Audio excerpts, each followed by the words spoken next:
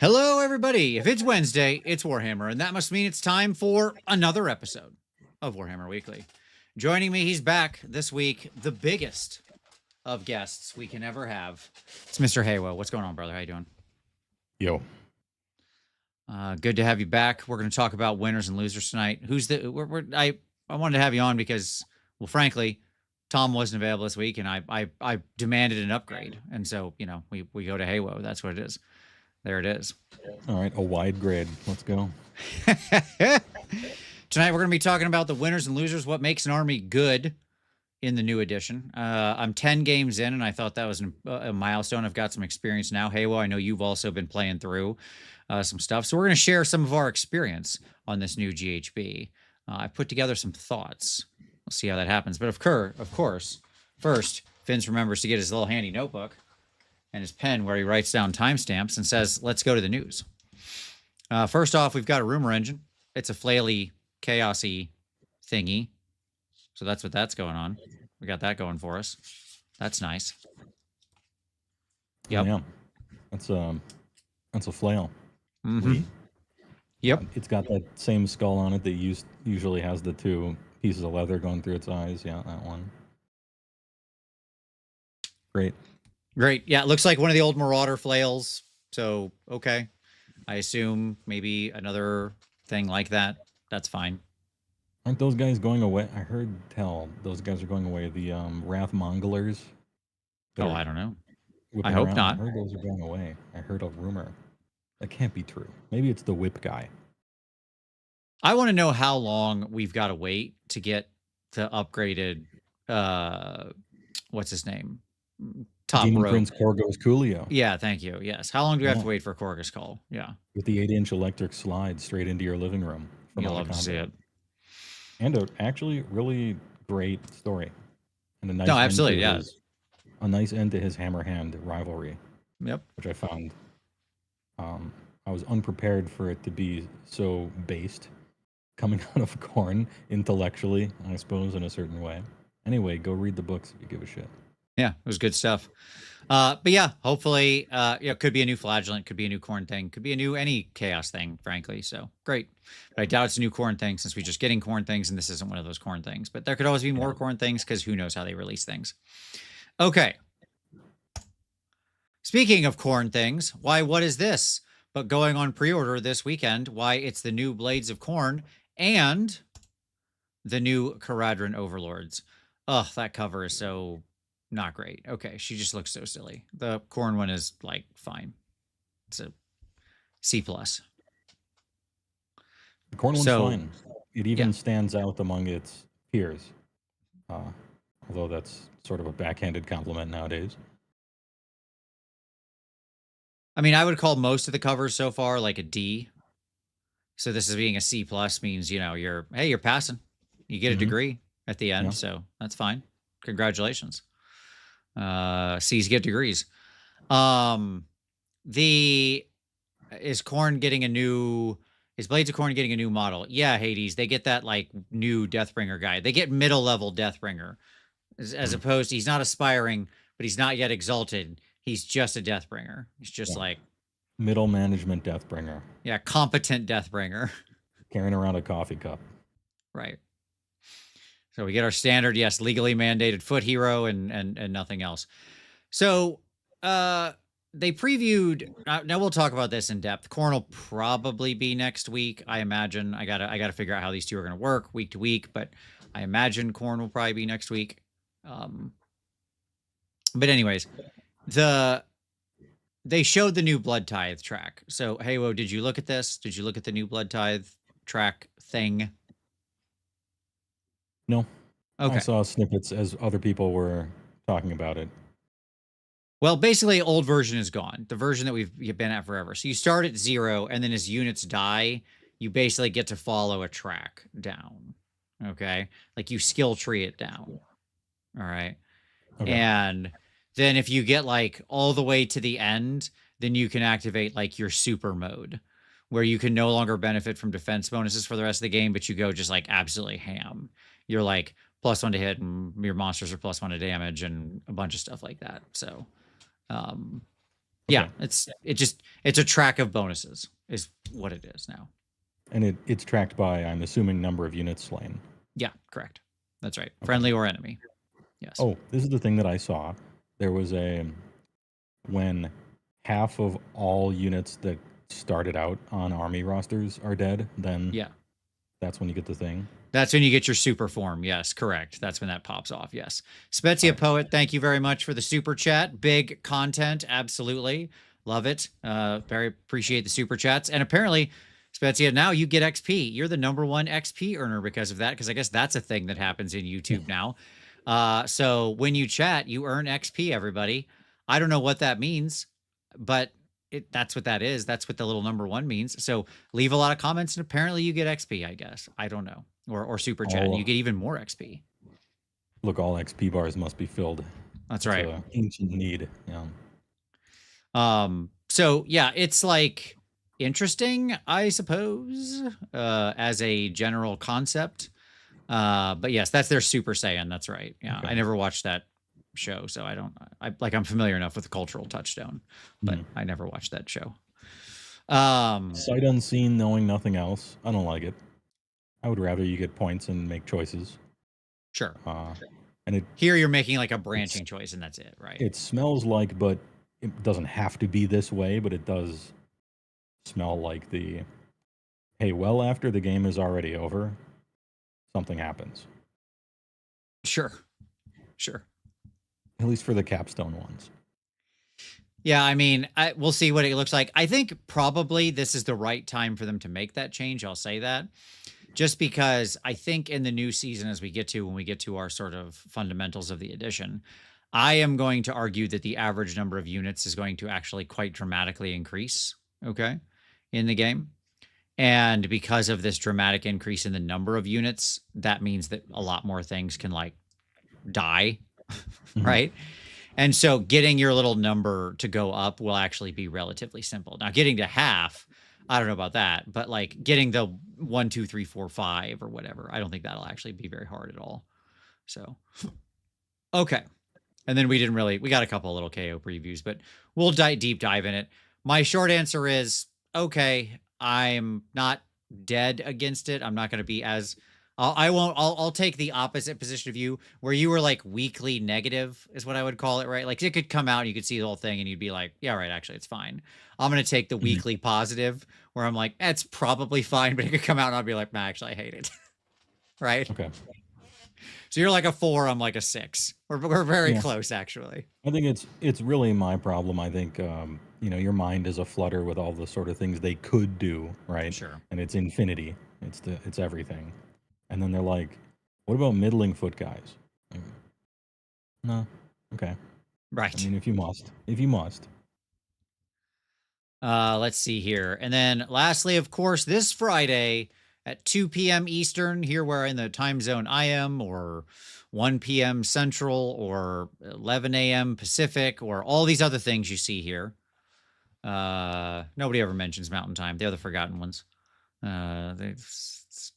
Sorry, everybody in that section of the country. We get the big summer preview show, which was supposed to be originally touted as like for AOS's 10th anniversary. And yet I can't help but notice that like basically the only AOS related thing on here is AOS. Like I'm not counting Underworlds. I'm sorry. That doesn't count. It doesn't count. That's its own complete game. Those are not AOS models basically anymore, except in a few scant examples. But I got like, you got like what I consider 4 of their 40K things on here. Yes, I know Imperialis and Horus Heresy are 30K technically, but that's all just future sci-fi crap to me. It's all the same thing.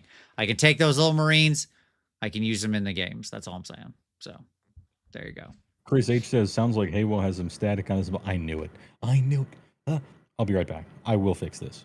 Okay, you fix away. It'll take me 25 seconds. Take you 25 seconds. Just to talk about this preview, if it's good, if we get enough AOS stuff, we will do a response show. If it's not, and it's, yeah, exactly. Where's the war cry, right? Yeah, where cry. Well, that's a good point. Cool. Well said. I was very sad not to see war cry on here, because like that's what we would expect. Also, by the by, in relation to summertime previews, or I suppose in this case, end of summer previews, there's not going to be a preview show at the Nova Open. So the Nova Open classically was one of the big con preview shows, right? You had like AdeptCon in March, then 6 months later, you had Nova. And that was generally a big preview show. But but nope, not to be had. If you look at the schedule, there is no preview show at Nova. There's a like 4-hour Q&A and trivia session. So there you go. All right, talk. That'll be a blast to be in the audience for, surely. I cannot wait to relentlessly mock it and make fun of it. So tune in for that.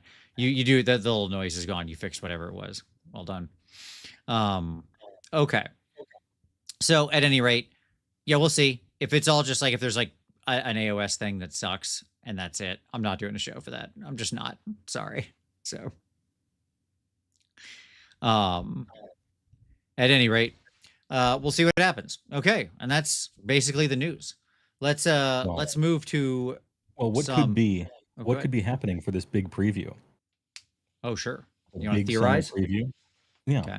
I have a theory. You know, I've been hearing rumblings deep in the forums and on Honest Wargamer a lot and some other places that it could be an army having to do with flames, molten, fire, big hats, you know? Yep. Which leads to only one place. Finally, the elemental expansion of LRL we've been waiting for with the fire temple. Finally, the Fire Lumineth Realm Lords. Yeah. Yes. That would... I thought about this and I'm just like, please have it be that. It's the most... This is bait. Just salt posting. No one would be happy about it. I would kind of feed off the negative energy from such a reveal. I think I'd be the happiest I've ever been to see a Lumineth reveal if they did that, honestly. I would definitely do a follow-up stream on that one. And then at the very end, they're like, oh yeah, we're making Chorfs, but of course it's for Old World because like they're a fantasy army. And then they just, all right, see you next time. I hope it's just like elementals, but they're all wearing funny hats. That's it. It's just like, that's good to go. Pablo says LRL fans would love it. Yeah, sure. I mean, I wouldn't be against it. I want to see some cool fire LRL. That's fine. It's more honestly, I don't like that idea. I wouldn't collect that army, but it'd still be more interesting to me than Chaos Dwarves because I just think Chaos Dwarves belong in the old world. I just do. And I think I'd like to see, again, they have to win me over. If they come out with some ridiculous Chaos Dwarf army, I said this last week, full of like demon trains and like sentient walking golem cannons and stuff like that, I'm gonna be like, what? Oh, okay, I'm back on board. Never mind. This is amazing, right? Like, if that's what comes out, sure. Just make it totally sweet, and I'll like it. Yeah.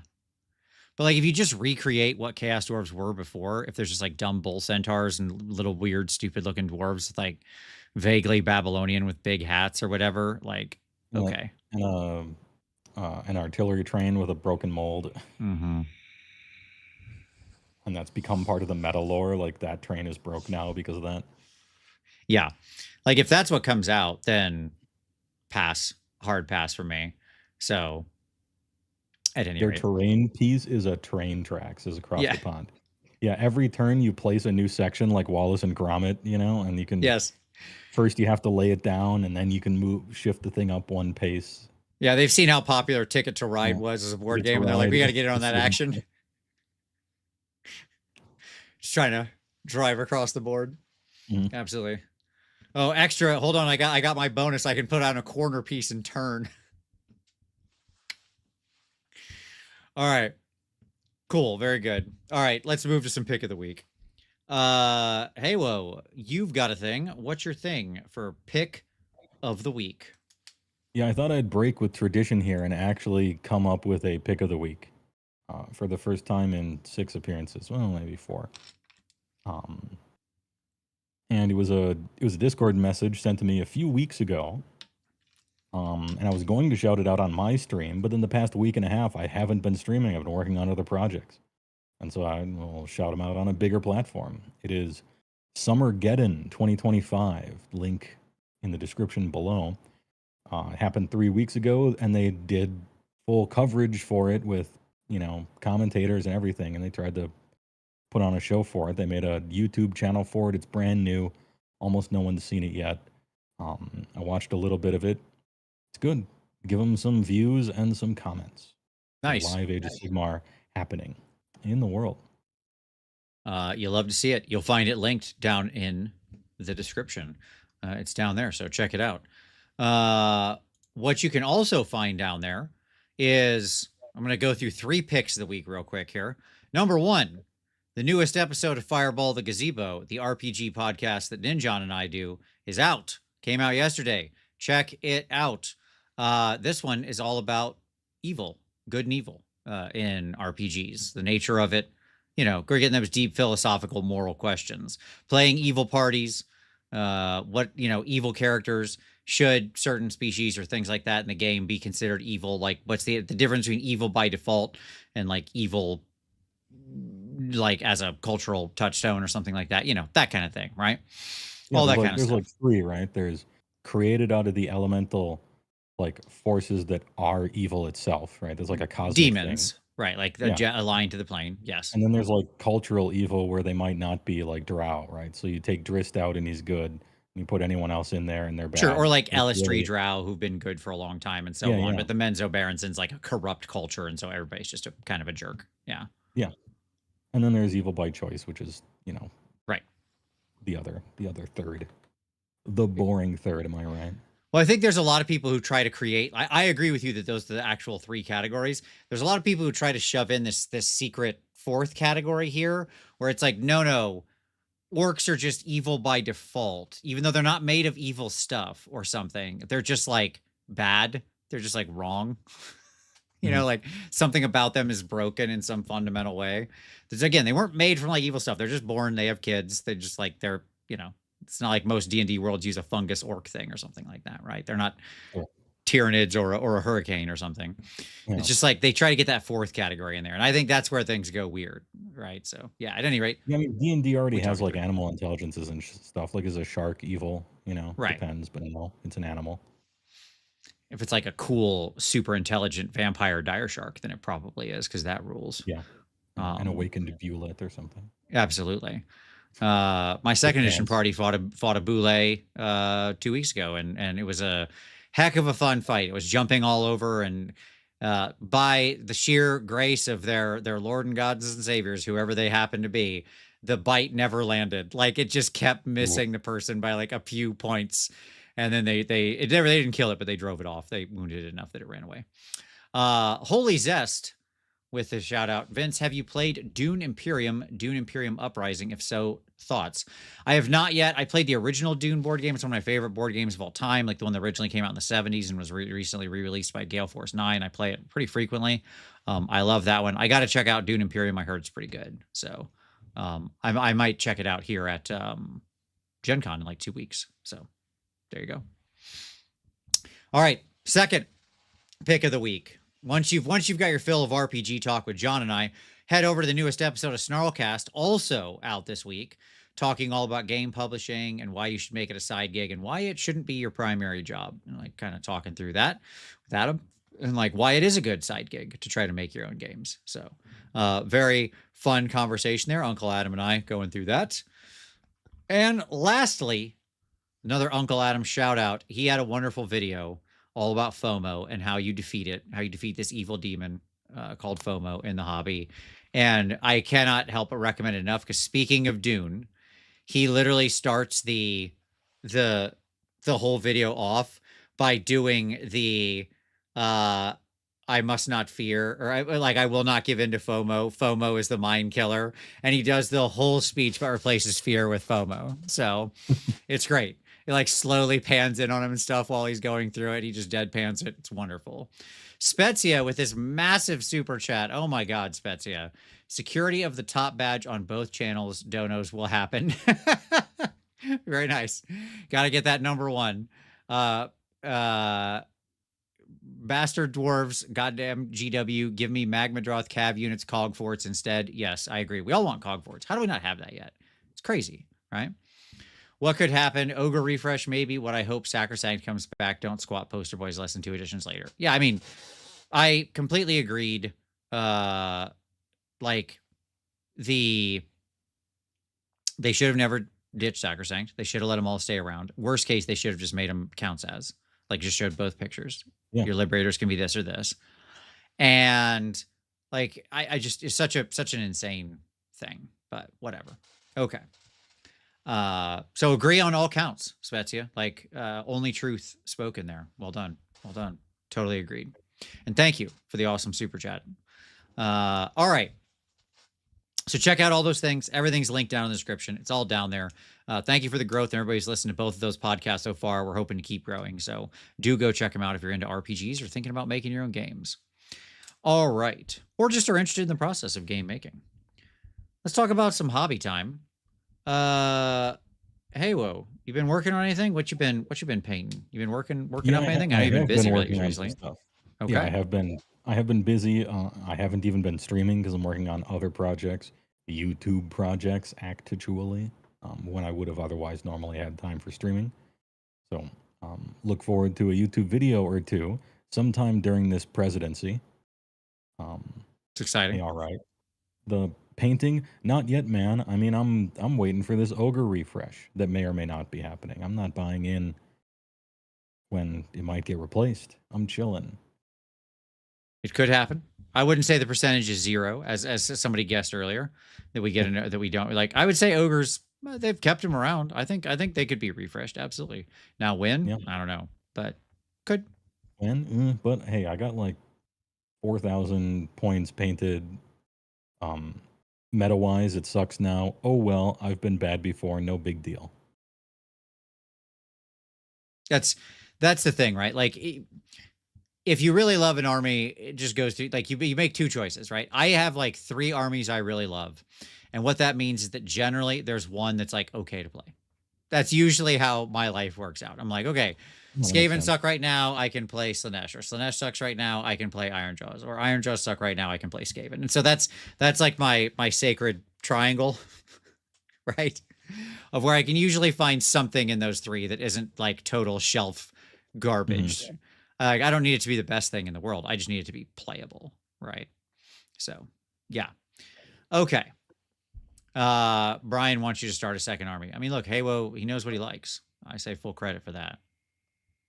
Yeah, I'm not just like super trying to spend a bunch of money. I live fairly simply despite my messy looking room here that you can see on the webcam. And geez, I might be buying a second army if there's an ogre refresh, because I would have to rebuy everything. That's a good point. Got to get all the new hotness. Yeah. For my hobby time, I have been working. I finished up this finished is a strong word. I mostly finished this project. Here's where it's at. So there you go. This is this thing that I've been working on with these 2 figures. They're not actually glued down yet. You can see over here, they're still, I'll hold them up. They're still separate because I'm still doing some last adjustments, but I wanted to get a picture of them actually together and kind of see how they look together and with the background and see where there was adjustments. You see things differently in a photograph you don't see in real life when you're looking at the figures. So, it's just a sort of important thing there. All in all, I think they're coming together pretty darn well. I'm relatively happy with it. Eventually, the chain that's hanging from his neck will be wrapped around her arm. Like, it'll connect to that. See that little piece of chain hanging from her arm? It's going to be wrapped around and those will connect. So it looks like she's got his chain in her hand. But I couldn't do that and paint the chain until I had like finished both models, placed them, glued them, and then wrapped the chain. So I'll have to do all of that. But this has been a very big project. Like I have made some tweaks since this photo. This was taken before I got feedback and made some tweaks, but overall I'm pretty happy with where it's at. So still got a few more hours to put into it this week, but it'll be wrapped up by this weekend. Yes, it is a tattoo, but I figured I wanted to make it look, I'm glad you asked that question, John Shaves. I wanted to make it look pretty evil and curse-like, as though it, I just watched like that Ironheart show before I did this.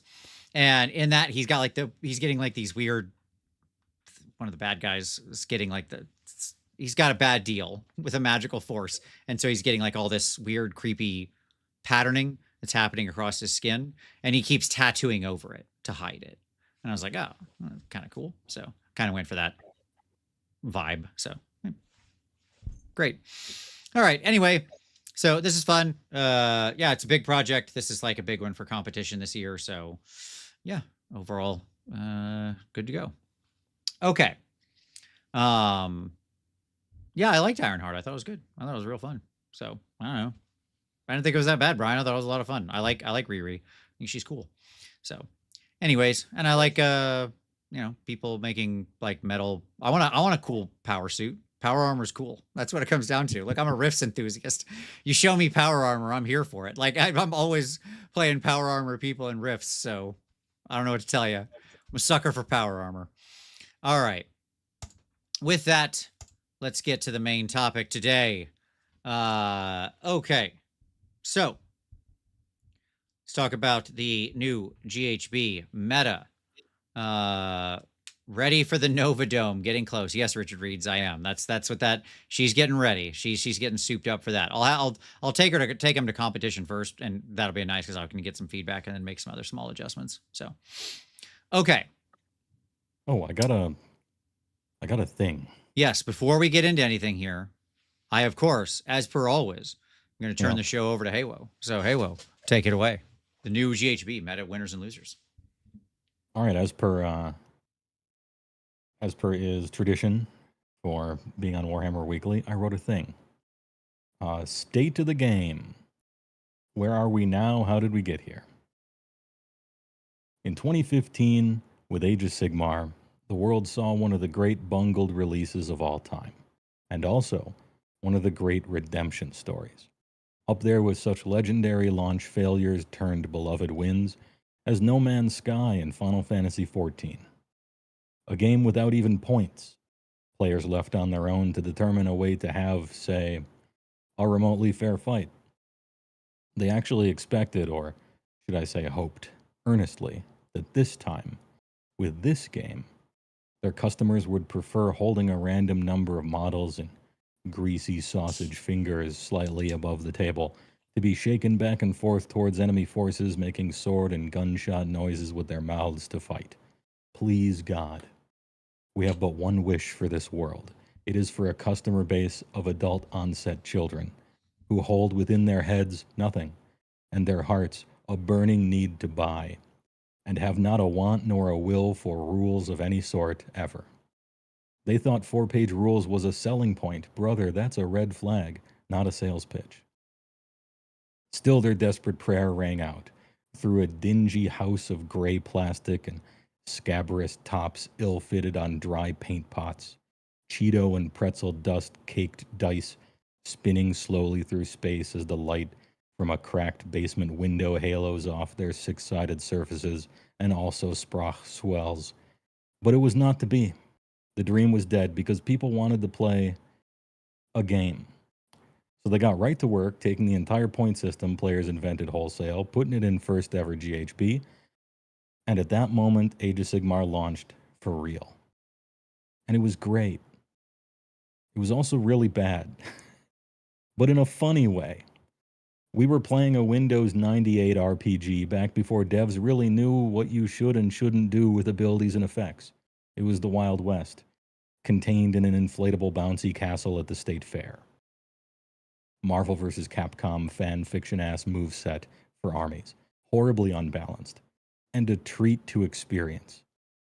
Thinking back, the coolest games of yesteryear were also hella broken, playing a Jedi in Star Wars Galaxies, an Enchanter in EverQuest, a Hammerdin in Diablo 2, a proper Trent Monk wizard in Dungeons & Dragons. This was before the sea change, when devs still just wrote cool stuff in whatever playstyles bubbled up out of the tar pits. Hey, that's the game. We'll rein it in later, maybe. Before people started going to school for game development, before the obsession with esports, suddenly everything had to be balanced, sanitized. White walls and padded rooms, guardrails and yellow paint. I remember the days of first edition and everyone cried out for balance. So did I. And I remember the days of second edition and everyone cried out for balance. So did I. And I remember the days of third edition. And there were notably fewer voices. They started trailing off. as the seasons went by. The surge of first to second to the COVID boom and the rise of hype leading up to third was flattening out like a wave that reached shore. And now we are well in the 4th edition. I no longer cry out for balance. My mods don't even play the game anymore. They quit. Why? Battle tomes, man. Armies. You know those things GW designed to become your main focus and part of your personality, your dudes. My mods took one look and said, another edition where my rules get worse, flavor goes away, options go away, war scrolls are barren, fun sanded down until it's nice and flat. Boring. I'm out. Yeah, the core rules are good now. Who cares? My rules are lame. The monkey's paw had curled. If we knew what we would have to give up, if in 2nd edition they had come before us and said, if you really want balance, we'll try, but it means homogenization. Everything's kind of the same. Not only do all the rough edges have to go away, but there can be no edges at all. 1, maybe 2 rules total per army. It'll look more like a video game than tabletop creativity. Instead of 18 options, you get 3. Instead of 60 realm artifacts, you get nothing. Instead of sub-factions, you get 1 sentence that only works on 1 keyword. Here's a foot hero no one asked for. We would have said no. I would have said no. You know that saying, if everyone's overpowered, then no one is? I never quite agreed with that, and we're living in the antipodal. Everyone's boring now, and it turns out they're still all boring. Maybe it's a false dichotomy. Balance doesn't have to preclude fun. Maybe it's possible to have your cake and eat it too. But I've seen the Battle Tome releases so far. They're stale. They took out all the icing, and they're telling us to eat it. Fantastic. Anyway, so there's my rant for the evening. I love it. Yes, I mean, I think that they're like, you've hit upon a lot of things, and it'll be interesting to get when we get to the conclusion. I thought this was a good way to open, because then we're going to cycle through some specifics, talk about some of the elements and stats and stuff like that. And then we'll come back around and we'll get to our conclusion of where we're at. Right. And we'll see how we feel. I purposely left some stuff in there that can be countered, and a little follow-up paragraph at the end too. Excellent. It's not all doom and gloom. As much as I laid the foundation, we got to put you all in the same spot to move you towards the end. That's right. That's right. Okay. So wonderful. And I agree completely with this sort of core premise that, like, we must admit, no matter what you think of the current edition, good, bad, something in between, that, like, there is no doubt that the armies have less flavor and choice points now. I think we've moved in a better direction in this new GHB, but certainly we must admit that we have lost flavor. We've lost optionality. We've lost something, right? Maybe that something wasn't really relevant to you. It could very well be that you, as a player of the game, didn't value that as it was. And that's okay. Then I would say that's fine. We're just different types of players. And that's okay. Games have lots of different types of players. But certainly there is, but regardless of that, it is a diminishment of something, right? Whether it's a diminishment that affects you, that could be different. Okay. Yeah, and the silver lining is, well, what can they do about it now? All right, be that as it may. What can they do about it now? Well, they could release a GHB that's good. And they did. And they did. So what more? Yeah, keep doing that. Absolutely.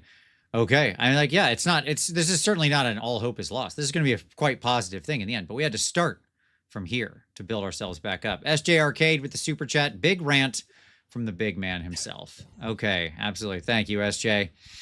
Okay. So let's boop. Let's go to this next one here. All right. So quick summary. I've covered this a few times, made some minor tweaks, but just to lay it out, this is just a good starting point. The new season puts pressure on you to have more units. The MSU pressure is real. Board control matters a lot. Okay. I'm going to get into stats that back all this stuff up in a minute, but we'll get there. You still need 2 strong hammers that can threaten enemy units and kill. You do still need to take objectives and kill stuff. Like, that's still a thing. You can't just walk around with a bunch of nothing. Usually, there are a few armies that can sort of get away with that, but for the most part, you have to have that. Movement abilities, especially anything unusual that could allow an off-turn move or teleport, are very strong. Like, the farther you can move, the faster you can go, the more you can do it in weird places or timings in different phases, off turns. You know, like the more of that you have, generally just the better you are. Astronaut with a gun always has been. Yeah, exactly. Exactly. Yeah. So it's just, I think it's just like supercharged this particular edition, right? Okay. It's because you get to custom build your tactics, and so Right. you're like, oh, my guys are already really good in one of the best ways to be good. Well, I'll take the tactics that reward me for being the best. Yep. Reinforce in a way. Agreed. High mobility shooting units are very powerful if you can like move very far and shoot, or say, I don't know, take your 3 cannons off of Soggy Pontifex Zenestra and teleport them around the board. Turns out that's pretty good. Just some dude. Oh, good. Oh, good. Okay. No, we're just thanking people for throwing money. We do that first. Yes. Just some dude with the super chat. Hey, Vince, how do you get motivated to paint models? The issue, I plan on painting after work, but then I get home and lay down to relax, and then it's bedtime. The last thing I want to do is force myself to paint too. All right. Well, my recommendation is simple. When you get home, I don't know what you do for a living, but assumingly like it's something that's making you tired, so that's fine. When you get home, do something like force yourself to do something else that's like energetic in some way. Like go for a walk instead, or a run, or a bike ride, or take your dog for a walk, or something like that. Like do something that's not incredibly intense, but that is a little bit like getting you moving and getting the blood flowing. And then when you get back to relax, sit down at your paint desk and just work on something and pick some projects. Cap yourself to like, say, I only need to sit at this desk for 30 minutes. That's it. Right? Just say, if you give 30 minutes 3 days a week, that's incredibly successful. If you get some day and you're tired, don't do it. But like try to do 3 days a week, 30 minutes. And what you'll find is that a couple of those days, you'll get 30 minutes into it and be like, no, I'm feeling this. And you'll just keep going. Okay. For me, it's hard because like I am highly motivated to paint. I love painting. I love sitting down at the desk. It's like what I do for a living partially. I have to make a video every week. So like there's a lot of motivation because it's part of my livelihood or something. Like it's part of my job somehow. But beyond that, just like establishing some kind of rhythm and using it as your focus, as your relaxation methodology, and just setting reasonable goals for yourself would be my strongest recommendation. Just some dude. I hope that helps. Okay. Now, hey, well, you were going to say something. You're talking about high mobility shooting. What was I going to say? Oh yeah. Rumors of shooting's demise have been exaggerated. Yeah. Classic newspaper headline. Maybe the most stationary shooting ever. Perhaps not. Right. But I don't know how many games you've played. 10 plus, you said. Yeah, but I played 10 games so far. Yeah, I played 5 or 6. Now, my perspective is very different because my army cannot benefit at all from obscuring, and so it's just immune. Right. And so I'm just going to get shot. And so, of course, I would think that. But I still think that for other armies, too. You got to roll the dice and try to obscure this objective or that objective. You pick one, put guys next to it. You're still playing the game, and shooting is still really good. As long as it's maneuverable. As long as it's maneuverable, that's right. I mean, I do think that like if you've got like I don't think I'd put a warp lightning cannon on the table in the current edition, right? Like even though it can do some fun mortal wounds and stuff, it's got a 3-inch move. I'm generally not going to teleport it around. Like there's actually just much better shooting options in the Skaven army that you can more easily teleport around and get in position that need less support that are better. I still run plenty of shooting in my Skaven. I'm just not running a warp lightning cannon, right? Does that make sense? You know.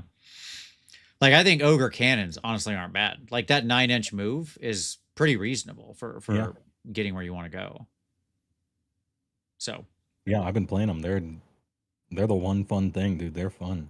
Yeah, absolutely. You can turn on your little special ability for the one cannon. Like, yeah, it's great stuff. Special ability. You look at the damage characteristic, it's 5. Everybody's sweating. It's kind of nice. Oh, yeah. A damage characteristic of 5 will have people clench. That is for sure. No doubt about that. Hey, that's okay, Robert. Very good. Yes, baby blue is the color of the executioners of the galaxy. Oh, Space Wolves, how I hate you. my least favorite Space Marine chapter, but I'm glad you have something that you love. Absolutely. That is, it is always funny to me that these like Viking warriors, these like the most dangerous sort of Space Marines, right? The most raw and feral. What color's your army? Baby blue. It's a powder blue. Like, it's just hilarious to me. At any rate, castle stationary armies are very weak. Again, not dead, but like especially like something you really want to castle hard. There's just so many scenarios where that just sucks. That strategy just sucks. We'll get into that in a moment, as I've got some stats on all of the scenarios. And then finally, the average area of the board you have to cover to get objectives is much wider than previous seasons. So there you go. Okay, but you might say, Vince, I don't believe you. Is that true? Is that all true? Well, imaginary person, let's talk about some stats. So, hey, whoa, I've gone through and I've prepared some scenario stats. Here we go. We're gonna get into it. But right. As I'll leave the stats here up, but before I talk about them, is there anything on the summary you feel I missed? Anything else you wanted to hit on at a high level? For this edition? Yes. And this meta? Well, I mean, it's stuff that, you know, you've touched on in previous episodes, and so have I, but it probably does bear repeating, considering the acerbic nature of my opening paragraph. I really like that we're trying new ideas with battle tactics. Yeah. This is a lot better than it used to be. That's a huge plus. Is it perfect? No. Is it good? I don't even know about that, but it's a lot better. A little bit of customization. There's fewer of them. The game doesn't absolutely grind to a halt every single hero phase as people rustle through papers trying to figure out what's even possible for them to still do. Yep. It happens at the end of turn. You know why it's one of the reasons why it's good to happen at the end of turn? Because when it happens at the end of turn, your opponent goes. Right. And then you're doing that hyper-threading processor Pentium 2 style. Like, they're playing and you're bean counting, right? And they can, like, be doing that. The whole game doesn't have to stop. That's great. Do the battle tactics maybe a little too much reward stuff that's already great? Yeah. But, you know, that's a multi-faceted problem in any case. They let the person who gets out-dropped have a free reroll in their holstered pocket. Which is amazing. That solves a really huge problem that I've had with AoS ever since we got rid of battalions. Yep. Because it was always just the best to be the lowest drops, just like a fact, because you get to determine the pace of the game and who gets access to the first double. If it's you, you can consistently potentially win the roll, and just nope, it's going to be you go, I go forever. I don't have to worry about it then. In that case, they needed some sort of counterbalance to it, and it used to be one artifact, which was not good enough at all, but at least it was something. And then in fourth, it was nothing. It felt very weird. It's so funny to me. In Magic, we've had the concept, as you well know, because you were a stronger grinder than me even, and the concept of like tempo setting being important in Magic has been a thing since, I mean, fundamentally the late 90s at least is when it got popularized, and there were people who were certainly onto that years before that, right? And who's the beatdown is like the constant question that's asked, right? This is yeah. So at any rate, go ahead. It just kills me we have no concept here. I'm sorry, go ahead. No, it's fine. In what, third edition maybe, when the first person ever discovered that, hey, if I have 2 islands before you have your second island, I can boomerang your only island. Right. And then I win. Like, the game's over then. You know, they're just sort of like Cro-Magnons, like discovering wheels, and what's his name is like, I'm going to invent a term called the monocurve, and I think this is important. And everyone was like, oh, yeah, that's true. And they were kind of discovering the first person who's putting together a sly red deck wins and just being like, I have made fire. Yeah. Yeah, or the deck, you know, and yes. so on and so forth. Well, the idea of card advantage, all this stuff. And, you know, Magic theory is equal parts stolen from chess, half, and stolen from poker, the other half. Right. So, you know, a lot of those concepts already existed in that. Surely there's something called a tempo in chess, but whatever.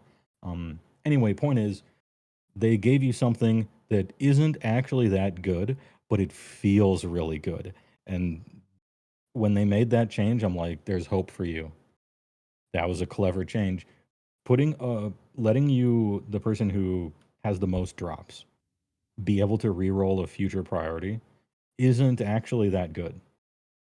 Like but it's psychological. It feels really good. Yeah, because you got like have you got a safety that net, roll. right? You're working with Yeah. a net. Yes.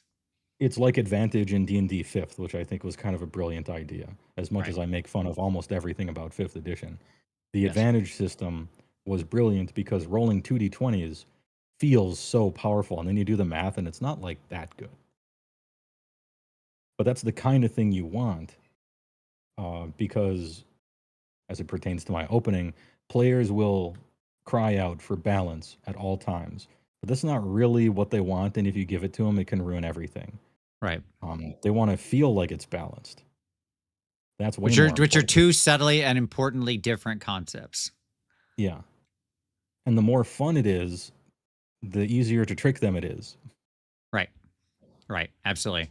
Like in a bad movie, you will find the plot holes left and right because you will be bored and the plot holes will be very evident to you because you have nothing else to think about. Right. In a And good maybe movie, you're laughing at them, and then it's not a bad movie. It's an entertainingly bad movie. right. And Yes, so it's exactly. If fine. it goes far enough. But like in a good movie, like, you know, Star Wars or Ghostbusters or I don't know, the first Right. Terminator or the second Terminator or Predator. I don't know. Like pick your movie, right? There's a ton of good movies. Does have plot holes galore, and they're just like they're silly concepts, right? Like obviously Terminator doesn't work on like even 5 seconds of retrospect. It's the stupidest idea, No. right? But he said, "I will be back." It's so cool. Right. But that He movie's flipped the gun amazing. around and it cocked it. Let's go. Yeah, Terminator 2 is possibly the definitive action movie of all time. And Right. it's got plot holes everywhere. No one cares because it's No one awesome. cares. Yes, exactly. It is simultaneously completely stupid and completely amazing. It's irrelevant, right? Yeah, like I'm not that's why if the thing is good, you won't notice those things. You'll paper over it in your mind because you're having fun doing it. So there you go. Okay, scenario stats. Here we go. So hey, whoa, here we go. 5 of the 12 scenarios. So pretty good number. Like in other words, you're going to probably do at least one, probably 2 of these in most tournaments, right? Of those 5 out of 12. Have objectives outside of the middle square. So what I mean by the middle square is, right, you can picture it's the board is like an 8x4 grid, right? But then in the center you have this 4x2 grid, the 30 inches by 22 inches in the middle. In previous when I say outside, I mean wholly outside of it. I don't mean like it's sitting on that point. Okay. Yeah. So like if this is the box, the center box, we had a lot of stuff in the last edition where this is the farthest out the objectives pushed. And so it created a 30x22 kill box in the center, right? Where if your units could move about that far, you were fine. Whereas in this one, 5 out of the 12 scenarios have objectives outside, completely outside of that kill box, and often within a couple inches of a board edge, which means that like things that let you come back in from a board edge are a lot more meaningful because you can walk directly onto an objective or something like that, right? So it's pretty good. And it's just like a tremendously wider amount of space. It doesn't sound like a lot, but when you move them from here to here, it's 7.5 inches, right? That just got added to the total space of the objective capture. So it's 15 inches total wider. It's a lot. It's actually quite a lot of space. And it's a little bit less if you go this direction. So there you go. Yeah. Now, is this good or bad? To me, good. It pushes you in a different direction. This is one of the things that kind of hurts, as you say, castle armies at the start. Right. Castle armies love what is it? I can't remember. There's some term for like everybody fights in the middle style battle tome. Yeah, they want scrum scenarios, right? Where everybody just scrums in the middle. Yeah, and Castle loves that because they're just chilling. All right, move there, cool. Parapets are up. But when they're all over the place like that, or at least diagonal, and there's not too much of a benefit to being in the middle besides being able to, shimmy when things change, a lot of times you got to pick one and then just lock it down and then send out weird scouts and stuff that might not be able to do anything. It probably does promote that. not necessarily MSU, but just more guys to go more places. Absolutely. And that's To good. I that like point, area control. The area control is, I think, the best part of AoS. I like area control a lot more than I like looking at a piece of paper and doing a flip and then pressing a check mark and you did a flip on turn 3 stuff. I like right. responding to what people are doing on the table. It's the kill 200 worms in this area achievement. That's what they used to be, Yeah. right? Where it's just like, all right, just Mhm. run around a circle Go and up kill at the worms, same I guess. Mhm. To that point, the average objectives in the game right now is 4.58 of all the scenarios. So, and with 7 of the 12 scenarios having 5 or more objectives. So it's the average is only a little bit below. That's why I wanted to kind of do this as like I should have done it as both an average and a median. I think the median is actually 5 there in that in fact it is 5. Because the it's getting dragged down by a couple of like by the fact that there's a 2 objective scenario, right? Yeah. Pulling the average way down. But at any rate, when you factor that 7 out of the 12 have 5 or more and they're quite spread, that's a lot of objectives you just have to cover, right? That's it. If the median number of objectives on the table is greater than the number of models in your army, that's a problem. Exactly. Mega Yeah, Gargants. real problem for Suns there in that regard. Yes. The more that average objective drifts above 4, the worse they're doing. Yeah, it becomes harder. Yes. It doesn't mean they're like dead in the water, but it becomes harder for them. But it means the rules are stacked against them. Yes.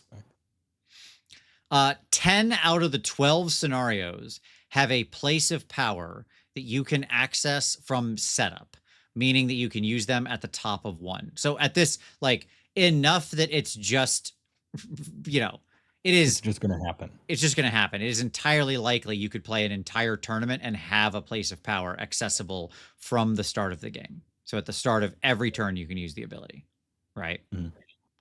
And 12 out of 12 have one you can access in, at worst case, turn 2, right? Where both armies would have access to it in turn 2 if they so wanted. Okay. Which means that you're not completely screwed if you don't have any wizards for like unbinds and stuff. Sure. Now, it also means that you always have be outside of it or whatever. Sure. But or obscuring might be happening a lot. There you go. Those 3 up. It also means that you get the roll at the 3 up for obscuring. Like if they have shooting, then your first action start of turn 1 is I turn this objective that's in my place obscuring. And you might say, well, yes, but how many have objectives of those 10? How many have objectives near enough that you can target it? Well, I'm glad you asked that follow-up question because all 10 have at least one objective you can affect with the place of power and make it obscuring at the start of the game. 8 of them have 2 potential objectives you can affect at the start of the game. So now, obviously, this will vary slightly. I'm doing this based on the terrain maps, which not everybody sticks to exactly, and different tournaments will have different terrain maps and yada, yada, yada, yada, yada. I'm just talking about like the base assumption, right? So of like what the terrain map looks like. So there you go. So lots of place of power, lots of chances for obscuring. So if you're playing like static shooting, you're hoping they don't. Your strategy is, I hope you don't roll a 3 up. You get 2 bites at that apple. Yes. Generally, before it even matters. Yep. So, concern. Simply be fast. Yeah, be fast. Being fast is better, like by far in this, or highly mobile, right? Because that could include weird teleports and stuff too. Yeah. But yes, I agree. 4 of the 12 scenarios have an underdog mechanic that could specifically lose you the game if your hammer is caught on the objective. Like just a full 1/3 of the scenarios. So again, you're likely to run into one of them. Literally have the floor is lava for the objectives that your hammers, if they wander onto the objective and get caught there when your opponent goes underdog, you could simply lose the game right there because your opponent went underdog. Oh, hey, I have a question. What do all the tournament players hate? What's their least favorite 4 battle plans? Is it those 4? And oh yeah, TOs. Which one are you definitely going to include as a sort of a forced tiebreaker? Maybe around battle round or around round 3 of the tournament. It's one of those 4. Like, you're not going to dodge all of them. They're going to use them.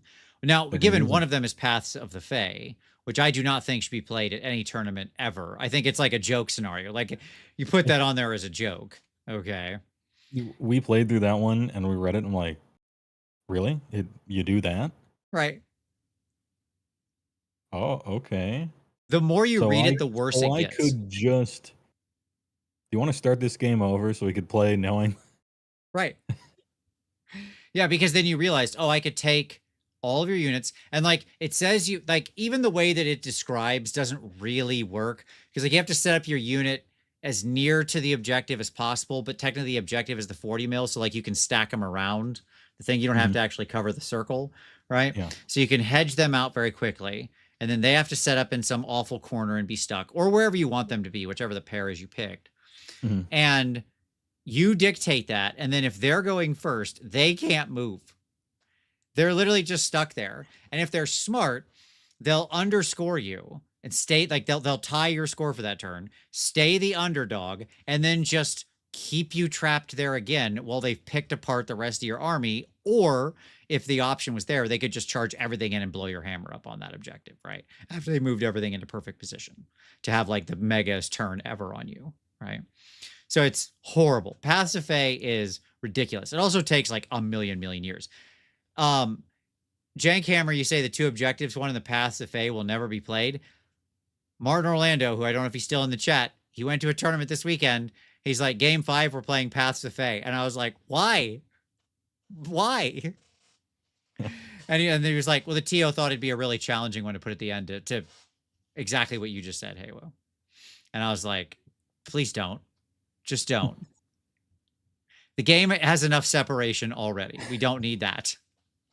I gotta say, I like where their heart's at here. Right. They're trying to reach back to that banishment spell from second. What was that Yes. thing? Yeah, banishment. Yeah. They're trying to reach back Sorry, to the game old 3. days. I apologize. It was game 3, Halo. Exactly where you said it should have Yeah. been. Game 3. Yeah, right at the split. Yeah, but they're trying to reach back in the old days for some Looney Tunes mechanics here. However, so their heart's in the right place. I like stuff like that. And I think that wackiness should be put more maybe into the game. The problem is you also have to think about, okay, if we implement this, what play pattern does that inspire? Mm-hmm. What are people going to do? Where they're going to underscore Mexican standoff the whole game. Yep. And do like nothing. Oh, well, that's not fun, is it? Yep. Okay, well, good idea, but think about gameplay loop as well. Yeah, exactly. Because like if the player you're up against is going second and they're smart at all, they will underscore you by 2 points, lock down your strongest unit that happens to be on an objective, and pick apart the rest of your army. Now that they're fighting 1,500 points of your army safely, that's what will happen. You know that, and they know you know that, right? And so you don't deploy on objectives, and because you didn't, now they can't. Mm-hmm. And the game is about not scoring points and staring at each other. Yeah, and suddenly the floor is lava, and like you're just, what are we doing here? What are we doing here?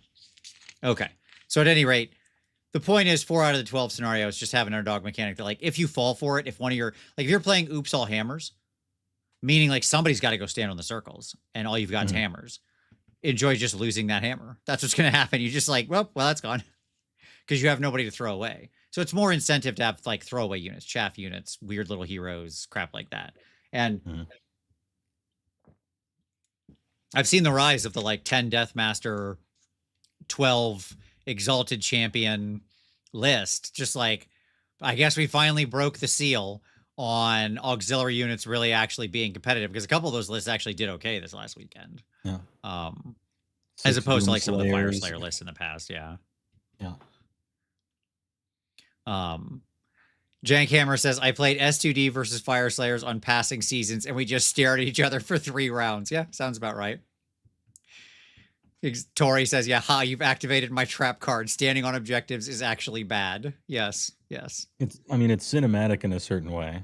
You know, if it was a movie, it'd look really badass with the Fire Slayers just glaring and the STD just flexing. But in a game, we do want stuff to happen. We do want to push the game ever forward. Yes. Yeah, it's like a record of Lotus Wars and the War of Heroes, and you've just got like King Beld and what's his name? I can't remember the Fawn. That's his name. The Good Yeah, King. They're fine. just like their armies just sitting there staring each other down for like ever, and then finally the two of them are like, "All right, let's just settle this amongst us," and they just walk and fight, and everybody just stands there, like, "How you guys doing? You gonna win?" Okay. I just rewatched that recently because I picked up the Blu-ray. Of course you did. You had to get into the mindset of second edition D&D, which I did. It was perfect. it was Perfect. certainly based on. Well, it wasn't based on second ed, but it was certainly based on their D&D party. Yeah, their interpretation of like partially their interpretation of D&D at the time and the Dragonlance saga and a bunch of stuff like that. Yeah, absolutely. So anyways, 10 out of the 12 scenarios have large obscuring terrain.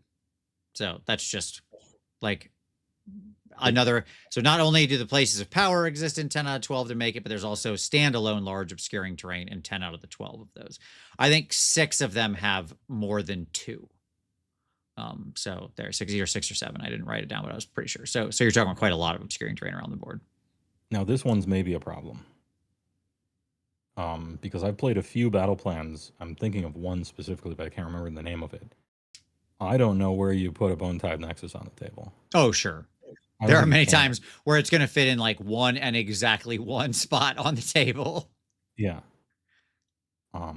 There used to be a rule where you could remove a piece of terrain if you couldn't put your thing that you had to buy to play your army.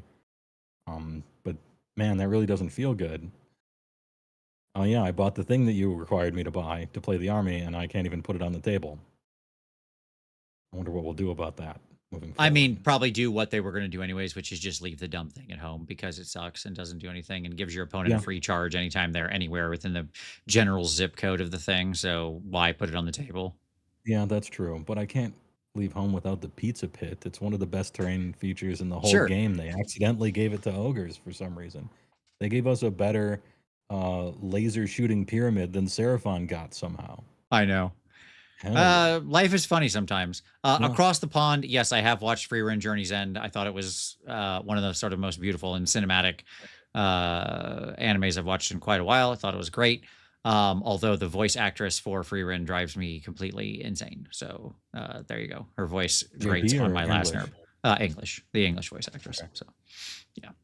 I mean, no offense to her. She's fine. Just like her affect that she's taking on. I don't mean like her voice is bad. I mean like the affect that she's using because she's so deadpan in the English dub is just like, it's like legitimately grating. I'm like, have an emotion, please. So now it's the director's fault and everything's fine. Yeah. Yes, exactly. Exactly. All right. But I liked it. I thought it was really good. All right. 8 out of the 12 scenarios have neutral territory. Now, it's not always easy to sort of access or neutral territory you would want to access. So, for example, one of them, that neutral territory is like 11 inches up here and like 11 inches over here on these two sides that there's like no reason to ever be in that space, but it exists. Okay. And if the table was a live stream, that's where you'd put a logo. Correct. Yes, exactly. Yeah. Like there is no reason to be over here, but it exists technically. But the reason I mention this is because it's really important for what we're going to talk about next, which is when we talk about like battle tactics and stuff like that. Like the amount of neutral territory is actually super important to some of the battle tactics and how you score them. And so the fact that a third of the scenarios have no neutral territory is actually very relevant when you're trying to like size up and weigh the value of the various battle tactics, because without neutral territory, you almost always fall into like a harder category of completion for that tactic, if that makes sense, right? Yeah, it's almost always harder to go all the way into wholly within your opponent's territory than neutral. Right. You have to either go farther or go into a more dangerous place. And so in a third of the scenarios, your battle tactics you chose get a percentage harder, we'll say. Right. Yeah, exactly. They just become worse, right? So like when you're choosing them, you have to understand that like, again, if you go to a tournament, 1 to 2 scenarios are very likely to just be like, okay, well, I'm down 5 or 10 points because of the battle tactics I chose lately, right? Like that's kind of what it's amounting to. Okay. Me every time I take the burger lust Sure. What's the I can't remember it. You give little hamburgers to your opponent's guys. Yes. That's me every time my opponent's army is good. I'm like, oh yeah, this is a max 10 one. This is a max 5 one. Okay. We will talk about that because we're gonna break down all the battle tactics. And by the way, also another stat relevant to battle tactics: the 1.92 is the average number of objectives in enemy territory. Like that is to say, in enemy territory at all, not wholly within, obviously. So whenever you read like control all of the objectives in enemy territory, that is going to become actually a pretty sizable task in most battle plans. So there you go. There are quite a few where there are 3. And if there's 3 directly in enemy territory, you ain't getting that one. You ain't controlling, you ain't doing that. If you get lucky, you might get it on like turn 5, right? If you actually just super smash them off the table. Okay. The end. Maybe the real winners and losers are the friends we made along the way. Isn't that always the truth? Absolutely. Okay. So let's talk about battle tactics. I think that's half the picture, is like understanding the scenarios and their stats. And then the other half is the battle tactics. Okay. Because I think from that, we can then draw a conclusion of like who's going to win, what's going to win. All right. So battle tactic insights. This is, at this point, I have chosen, like I have taken armies that have tried to use all 6 of these battle tactics. Does that make sense what I'm saying? Yes. Like I've tried all 6 of these. And this is my read on the 6 of them. I'm curious. I do have them all in here, by the way, just in case we need to go reference them for detail. I did put all of them in here. Mm-hmm. So Master the Paths. Let's go take a look at that real quick. Master the Paths. It's the one that starts with you complete this tactic at the end of your turn if an enemy hero has been destroyed. That's your first 5. Then you complete this battle tactic at the end of your turn if there are more friendly units in neutral territory than enemy units. Okay, so remember our 4 out of 12, there is no neutral territory. And in 2 of them, arguably, there's neutral territory you don't want to be in. So about half of them are that way. If there is no neutral territory in the battle plan you are playing, you complete this tactic at the end of your turn if there are no enemy units within friendly territory. Okay, well, that's nearly impossible. That's way harder. It's so much harder. This game is built to have little dorks standing in your territory and annoying you, right? Just like little teleporting things, canary dropping from the sky. Like there's 1,000 ways some annoying little unit that you can't afford to go chase down is sitting in the corner of your board, stopping you from getting this tactic for the whole game. And then finally, envelop and strangle. You complete this battle tactic at the end of your turn if at least 3 different friendly units are each wholly within 9 inches of a different corner of the battlefield, and only one of those corners is wholly within friendly territory. No more than one of those units can have been set up this turn. So, okay, got it. No. All right, here's my read on Master the Paths. You need to have 4 units alive. Right, right. For that. The first one, right, which is kill a hero. Yeah. That usually happens later, right? Sure. So usually happening like 2, 3 is usually when the first hero I played drops. Against a few people who used Master of the Paths, and the kill a hero thing just didn't happen for a while because it doesn't. Usually the troops are here and the heroes are back here, or maybe like way back there. I mean, yeah, sometimes people have a giant centerpiece. Sometimes people have like 12 exalted heroes who are just running around like lunatics. Or whatever. But, you know, typically you got a bunch of troops and then the heroes behind them that are in the ethereal plane. You can't even see them if they're standing next to a troop. You can't target them. They're also in obscuring or something. They're just phased out in Magic. They don't even exist.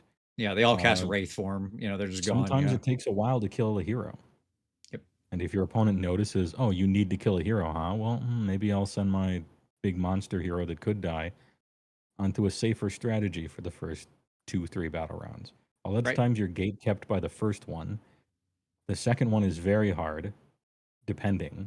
And then the last one requires you to have essentially flawless victory to your opponent. Right. And then scatter to the ends of the world carrying Zoltan Cool's different body parts. You know? I don't know about this one. I agree. My take on Master of the Paths is it's just often capped at 5 points, right? Like that'll just, you take this, you're going to get a lot of games where you get 5 points out of it, right? and you just never actually get the second or third component for any of various and sundry reasons. It's not impossible. I'm just saying, like, often that's going to be the case. The lack of neutral territory and 4 battle plans means it's easy to fail this under multiple conditions. The increase of the unit number and mobility focus makes it nearly impossible to clean people from a zone.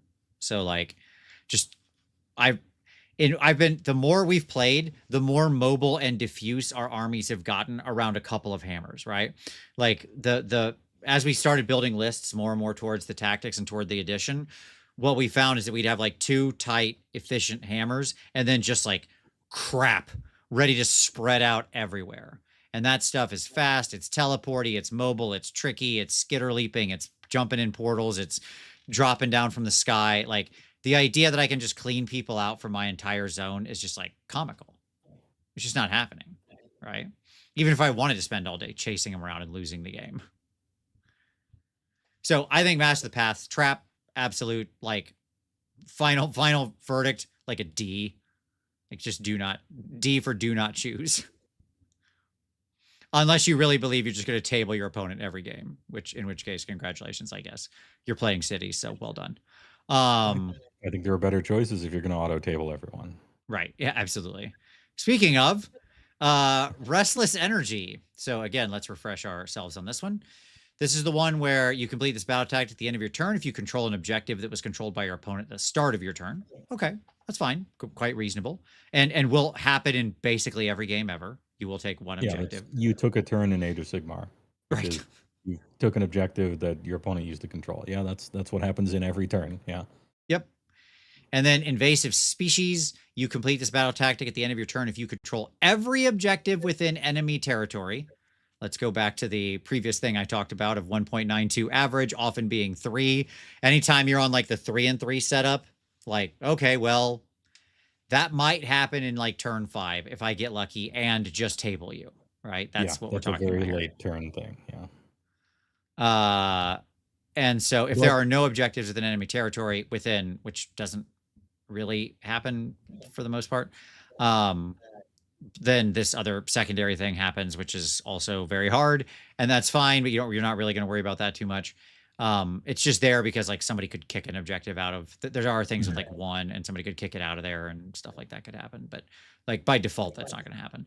And then finally, you complete this battle tactic at the end of your turn if you control every objective on the battlefield. Everyone. So yeah. Dominant victory. Yes. Okay. So I mean, it goes back to the same thing you talked about before, right? Like if you're playing the all hammer strat, like you really think you're just going to table your opponent, that's the only way you complete this one. Yeah, you're the wave of death, and you're like a windshield wiper. You just go from one end of the table to the other, and everything falls before you. Right. I mean, in a game where battle round 4 you control both of the enemy's objectives, that's probably the same game that you will just control them all by the next battle round, right? Perhaps. So it's already in that trajectory. But that one's hard to do. I agree. And SJ Arcade, exactly what you said. If you won, you win. Yeah, exactly. Well, it is true that all of the rank 3 ones are basically win mores for the most part. Like that's how they were written, is if you have completely and totally won, then you win. Right. That's what all the number 3s are basically. So maybe this is a non-tournament player, weak-willed casual speaking, but typically I'm not really looking at the third one for most of these. I'm looking at 1 and 2 and how easy it is, or how likely it is to get number 2. Because the third one is typically like you just soul crush someone completely. Right. And I'm not really counting on doing that. It's a stretch. Although I'll say I think there are 2 of them where the third is actually quite reachable. Sure, yeah. And so I think that says something, right? Because if you actually can reach toward the other 2, then that's pretty good. I'll also say that like the idea of hammering your opponent off the table gets a lot harder the higher the unit count goes. Because you just run out of time, right? Mm-hmm. Like your hammers can only fight so many combats, right? That's what it comes down to. You just like literally can't catch everything because they also probably have tricksy stuff. Like I mentioned last week, Haywo, that I played my new sort of favorite Skaven army that I can never take to a tournament because it would require me to paint a bunch of Night Runners I'm not going to paint. But I played the Skaven army that can move 7 times in the opponent's turn. Okay. And just like, you ain't catching me. You're not catching all my units. That's not happening, right? Like I am all over the shop during your turn. Okay. It's just a very ridiculous army in what it's doing. And so, my opponent was like my night runners, he couldn't even kill my night runners by the end of the game because those little dorks were just running everywhere all the time. So at any rate, it just like the more diffuse people get, the harder it becomes to like just go completely wipe them. But yes, what I have here is it's probably worth 5 to 10 points on average, and like only super hammers should ever even think about this one, right? So, okay. Next one, intercept and recover. I don't have to go flip to this one because we all know what it is. It's get the gold. It's get the gold. They get to put their 3 little hamburgers on their units, and then you got to go get those. You got to go get them hamburgers. You got to get that gold. I love this one. I think this will be a near auto take for many armies. I think you'll still often cap at 10, but the advantage to this one is you don't actually need to be, you don't need the strat of hammering your entire opponent's army off the table. Like a precision, highly mobile power projection army can do this just as well because they just won't be able to hide their units from you.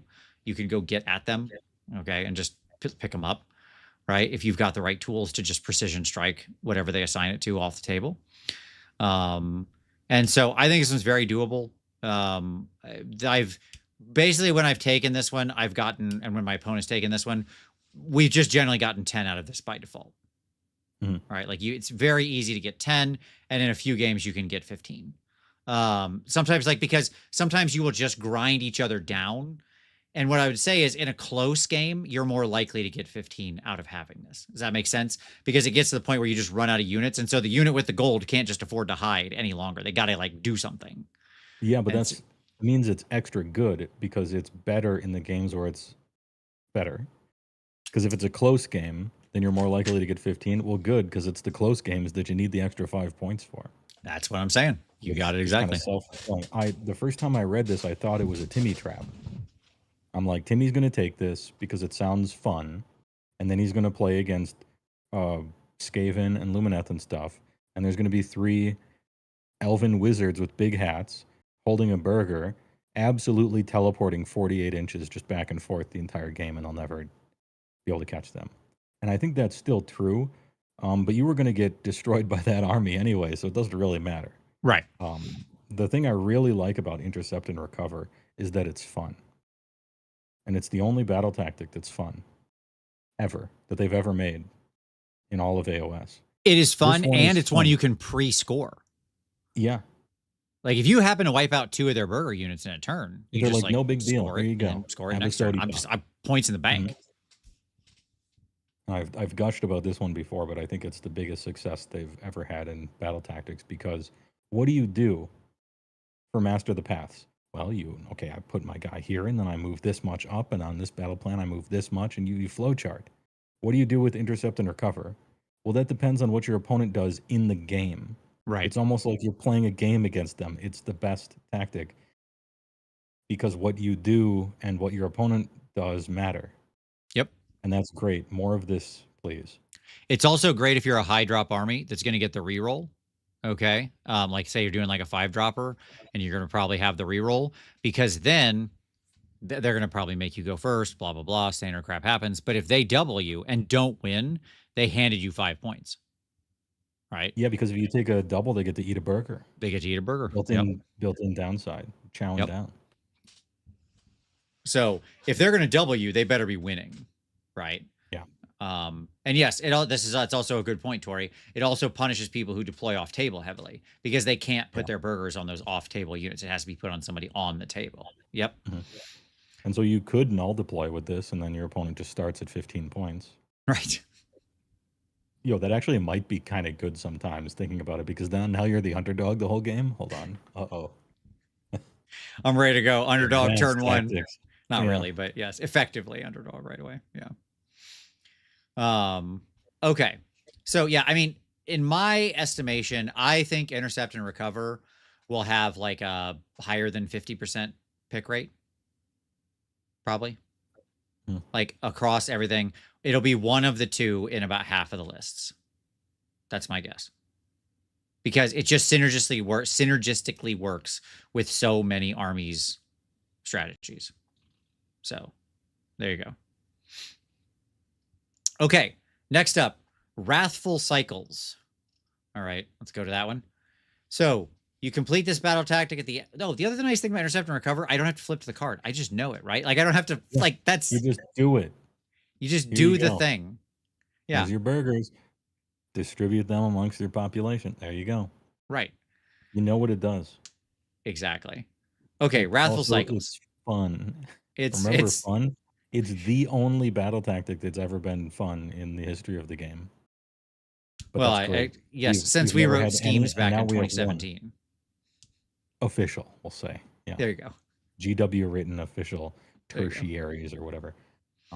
Anyway, yes, more of that. Use that as a template. Decisions that happen during the game and matter during the game instead of pre-recorded cassette tapes of pirouettes and flips. Anyway, I'll let us move on to Wrathful Cycles. You're okay. I agree. Totally. All right, Wrathful Cycles. You complete this battle tactic at the end of your turn if you control more objectives than your opponent. Okay. It is relevant here to understand that there are a few battle plans where you have a completely even number of objectives, and so this does become somewhat tricky in those. But this one is largely doable in about 2/3 of the scenarios. This is pretty doable, pretty fast. Like you could do this at the top of 1 in 2/3 of the scenarios. Okay. Fine. And again, probably even on the 3-on-3, you'll complete this in like turn 2 or 3, probably, because the armies will rotate, which is what they always do in those. They do the old George washing machine where they switch places and kind of spin around. Exactly. Daring Resurgence. You complete this battle tactic at the end of your turn. If you are the underdog, there is at least one friendly unit on the battlefield, and at least half of the friendly units on the battlefield, rounding up, used a fight ability this turn. Stop it. Stop it. This is terrible. I don't even care what the third one is. This was a roller coaster of emotions. This is like reading the EULA on a video game, and you just keep reading, and it just gets worse. You start getting less and less rights as a citizen the more you read it. You're just, oh no, power of attorney. And it's the first one is you need to be up in points, and the second one is you need to be down in points. Yes. Even from that first start, like that's tricky. I don't know. And like I love the fact that you could like put half your units into combat, trying to get this as the underdog. And one of them dies. One of them dies before it can use the fight ability, and then you don't complete it. Yeah, exactly. Great. Yeah. Awesome. Wonderful. And then the third one is you have to have 4 units alive, and they have to be spread out in potentially weird ways. Right? Okay. Because you gotta have a unit in every large quarter of the battlefield. And you control more objectives than your opponent. And there are no enemy units contesting any objectives that you control. Oh, good. I thought this was way too easy. This one is nonsense. I don't know who would take this. My statement on this one is it's a slam dunk first 5 and then very difficult from there. Like, even if you plan for it, the requirement to be underdog and then fight with, I don't know why I said wither, the fight with everything means it becomes tough even before like turn 4. Even if your brilliant, big brain, 4-dimensional chess plan is like, I'm going to basically get one of your objectives sometime in the first 3 turns, and then turn 4 and 5, boom, I do the half fight because I have so many fewer units and like nothing. It's like, okay, sure, man. Enjoy that 4D chess. I'll enjoy my 15 points or whatever over here because you ain't scoring these. I played against the Wrathful Cycles, and I'm just looking at how we deployed, and I'm like, all right, I'll deploy just a guy that isn't on an objective. All right, your move, Yugi. That's it. I'll be the underdog now. I'm playing against 1 battle tactic card now. Cool. Yeah, exactly. Wait, is the underdog good this battle plan? Yes, it is. Oh, nice. Cool. Double win. Okay. Next up, Scouting Force. So let's go down here to Scouting Force. This one is easy if it's possible for you. That's right. So you're talking about you need non-hero infantry and non-hero cavalry. Okay, Yeah, so if this that's is the what your privilege. army consists of, It's the privilege force is yes. the battle tactic. If you are BCR or Sons, you get out of here. You know, you leave. Just like you're throwing rocks at like Harry and the Hendersons. Just like get out of here. Whoa, Jesus! Just threw my ring off my finger. Get out of here. We don't want you here anymore. That's fine. I'll get it in a minute. It's over there. So at any rate, yeah. Let's say you can get in the door. You are this tall enough to ride this ride. Okay. So you complete this battle tactic at the end of your turn if there are 3 or more friendly scout units wholly outside friendly territory. Okay. You complete this battle tactic at the end of your turn if 3 or more objectives or terrain features that you control in any combination are being contested by any friendly scout units. Those objectives and terrain features must be within, not wholly within, just within enemy territory. Very doable. Very hilarious when you're Skaven or somebody who can set up your terrain features in the enemy territory. Got it. And then the last one, you complete this battle tactic at the end of your turn if a friendly scout unit that was not set up this turn is contesting a terrain feature that you control that is wholly within enemy territory and that is more than 6 inches from friendly territory. Again, read control your null hole. Control your holes. It's cool. It's cool because the unit cannot be set up that turn, but the terrain feature could have been. Right. Got him. Got him. Yep. So Lumineth can also float their dumb thing over there. It can be on their little wizard platform with the crane controls on it. Just all right, hey, we made it there. Yep. So my summary of this one is, oops, there we go. This is the easiest to build into and get 15 points. You have to be very careful to with not going for this early. Like you need to keep your powder dry if you're in one of the 4 scenarios that don't have neutral territory. I screwed this up in a game. We were playing one without neutral territory and I overextended and got smacked in the face for it. Like I tried to be clever with it, but I wasn't. And right, like they just like I lost too much stuff. I lost too many scout units too quickly because they were too exposed. So what you really want to do in that scenario is just like keep your powder dry, let them move, see what happens, and then just go get it on like turn 2 or 3, right? When you can do so safely. And that's really the biggest risk with this one is you've got to play careful because like you don't do scouting force and have 3 scout units. You do scouting force and have 6 scout units. Yeah. Or 7 you do scout scouting units. force when the majority of your army happens to be a scout by accident. Yeah. Right. Yep. Oh yeah, And Tori, I agree. Like with like, Skaven, this is a slam dunk. This one's so easy with Skaven. It's ridiculous. Yeah, you must not be this wide to ride. Right. When 75% of your army is the 3 scouts, then yeah, maybe not. Right. Like this is so good for like infantry and cav heavy armies, especially ones that have interesting movement tricks or funny terrain things. Like LRL is great with scouting force. Cruel Boys is great with scouting force. Skaven is great with scouting force. Night Haunt is great with scouting force. Like all these things are just they lean into this so easily and heavily. They've got Dreadblades, they're teleporting around, their whole army counts as scouts. It's just like, yep, okay, great. Especially if you can recur units as well. Soul Blight plays into scouting force like incredibly well because you can just recur scouts back because replacement units still count as scouts. And so you can just recur them back into position. And right. You can set up terrain. Yep. And you can set up terrain. You can set up terrain during the game even, wherever you want. So Callum, I disagree. Skaven, Sylvaneth, SPG, Night Haunt, Cruel Boys, LRL, all of those are good scouts. Right. Good point. Elf Heavy Dock. Again, another good example. Well, Martin, I don't know. I mean, like I've seen Tom has built into scouting force with some lists, and I tend to agree with him that they're pretty good. We could say they're the bottom of good. I'll accept that.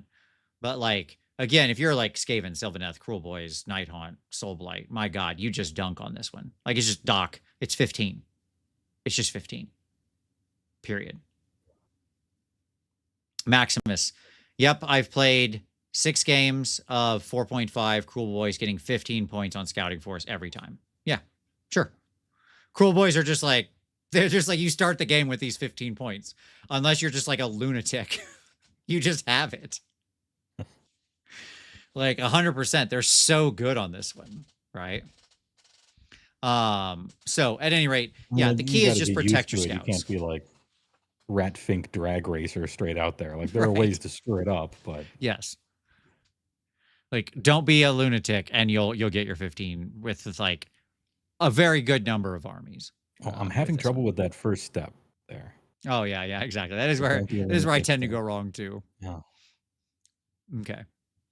Callum, that is the funniest response. I forgot Cruels exist and I haven't seen them in forever. Daenerys kind of forgot that the Iron Fleet existed. So at any rate, attuned to Gyran. Okay. So you complete this battle tactic at the end of your turn if there are at least 2 friendly units within 3 inches of the center of the battlefield that are not in combat. Great. So very easily doable. Right away a trap unless you've built toward it, but fine. Then we have It's sort of the first one sort of pushes the envelope a little bit. At first, I read the first one and I'm like, play Age of Sigmar in the way that everybody new to the game plays Age of Sigmar, which is push guys up into almost charge range and then pass the turn without a care in the world, and then Pikachu shocked face when you get charged into the double, you know? Yeah. Yeah, yeah. But maybe you're like a Giga counter punch, counter charge kind of army, and that's you push the bait up, and then you have a huge amount of distance there, and then it's just hungry hippo where each Sure. one counter charges until you've all run out of guys in the middle. Yep. But that is the middle, and what percentage has nothing of value in the middle again? A lot. I'd have to go back and look. It's a lot. That's the secret hidden problem with this one. Yeah. For me. Because otherwise you could just be master of trading, the Southpaw, I trade everything and we trade and my trades are better and then get you. That's really good on the battle plans where being in the middle matters at all, which isn't all of them. This one is pretty great with, I have this like, I tried this with my Skaven I move like crazy thing, and the first one was an absolute utter joke because like I literally moved 2 units like a Claw Lord and some Doom Flayers up into the middle, and then I complete this battle tactic, and then I pass the turn, and then at the end of their hero phase, both of those units just like leave. They're just like gone a million miles away, like bye. So I took this one first with ogres because I'm just like, that's bait. Sure. I'm gonna drive cannons and like one unit just right in the center and just shoot, and then sit like 17 inches back with like 17 monster trucks just ready for the counter charge. I'm like, all right, this is the most obvious bait in the world, but what are you gonna do about it? Yep. The second one is where it gets hard, and that's basically 2 friendly units have to retreat, and then 2 other friendly units have to charge, with at least one of those charging one of the units you retreated away from. Yeah, I remember this awful thing from the destruction only battle tactics from last year. It was terrible. And it's back. Yes, Tori, the moving 7 times in my opponent's turn is called time walk the army. Like, I'm just trying to time walk them constantly. Yes. I agree, Heywo. This was terrible before. I hate this. There are a few armies that can do this well. But the key to it is actually not, you would think somebody like Skaven who can retreat for free would be good at this. Or like somebody like Slanesh who has like a whole subfaction that lets them retreat for free and can like retreat and charge and stuff would be good at this. You'd be wrong. Okay? Those are not good armies for this because their units do not survive long enough to retreat. That is the problem. That's the rub. And I remember sometimes almost accomplishing this thing last edition, but I had a 5-up save, rain or shine, on my entire army back then. I don't anymore. You just die. That's the problem. Who's actually good at this is like S2D with their anvils. Yeah. Like if you've got Chaos Warriors or stuff like that you can afford to just pull out of combat. Yeah, and then charge in with Therodons behind them or whatever. Good at everything with a 3-up, stuff like that. Who are just going to survive, like giant blocks. Like the problem is you don't necessarily want to pull your knights out and do nothing with them, but like, things like that are good. I mean, a 5-pack of Chaos Knights is a perfectly good target for this because they're 20 health on like a 3-up save. They will tend to survive unless they get hit by the absolute hammer of the enemy army. If they have like the oracular visions on them or whatever, then they're even better off. So like it's doable. The Nurgle is very good at this. Like that's like Nurgle is actually quite well disposed to just like stay alive. It actually is pretty hard to lift most Nurgle units. They're wound dense. They all have wards. They're just like hard to kill to a man. So they tend to just be able to walk away from the combat. And it doesn't really matter. They don't have like individual hammers in the same way, really, where they're like, oh no, I had to pull this thing away. So I'm losing a bunch of damage. They don't really care, right? They have other things they're going to bring in. So they tend to be pretty good at it. Stuff like that. Like things that can actually take a punch. R2 tends to be good at it, right? And then finally, you complete this battle tactic at the end of your turn if there are no enemy units within friendly territory and no enemy units within neutral territory. So I guess just I won then. Okay, cool. I killed the enemy. Yeah. Fatality. Yeah. My summary on this one is very direct first 5 that is a trap unless you built into it or plan for later in the game, i.e. you're using them as bait or anything like that. Like if you didn't plan into this and you have to move 2 valuable units to the center, enjoy your loss, I guess is what I would say. But like you can build into it.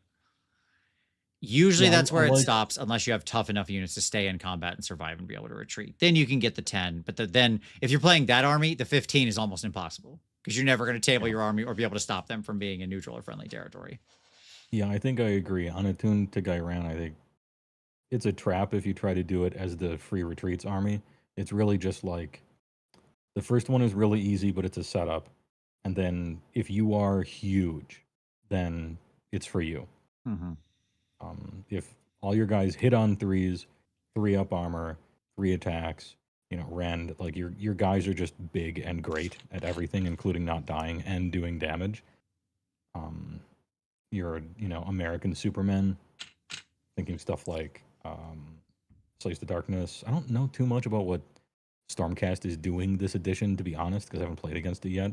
But conceptually in my head, what Stormcast are, which is just good at everything, good armor, big. They're really good this edition. Yeah. I've heard they're really good. I just don't know what exact thing they've been doing. I want to play against them soon. There's actually quite a lot of different lists floating around, which is nice. Like Stormcast have so many different options right now. So good. Yeah, sure. That's great. Yes. Yeah, I think Dr. Azul, the trick with this one, with the Attuned to Gairan and S2D, is you're actually better to off with like the hero spam army to do this one, the Attuned to Gairan, because you have heroes you can put in the middle. You have heroes that can just like multi-ball charge a unit, and like they have to split their attacks. They just won't kill all your heroes. Like 4 exalted heroes come into a unit, and they have to split up their attacks like crazy. They just won't kill them all. Like somebody's gonna live, and then that one guy just walks away, right? Like that's what's gonna happen. That's how people are playing the spammy exalted hero thing. Okay. So that's kind of my battle tactics insights. So to me, if you really want 30, like the build that gets 30 the best is any army that can do scouting force and intercept and recover, right? So like if you have an army composed of largely things that are scouts, so fast and mobile and that can project power, right? Precision damage. And precision damage. Yes, exactly. And or be where they need to be, get the charges they need to charge, stuff like that. Stormcast do this really well. I think Skaven do this pretty darn well. I think Sylvaneth can do this pretty well.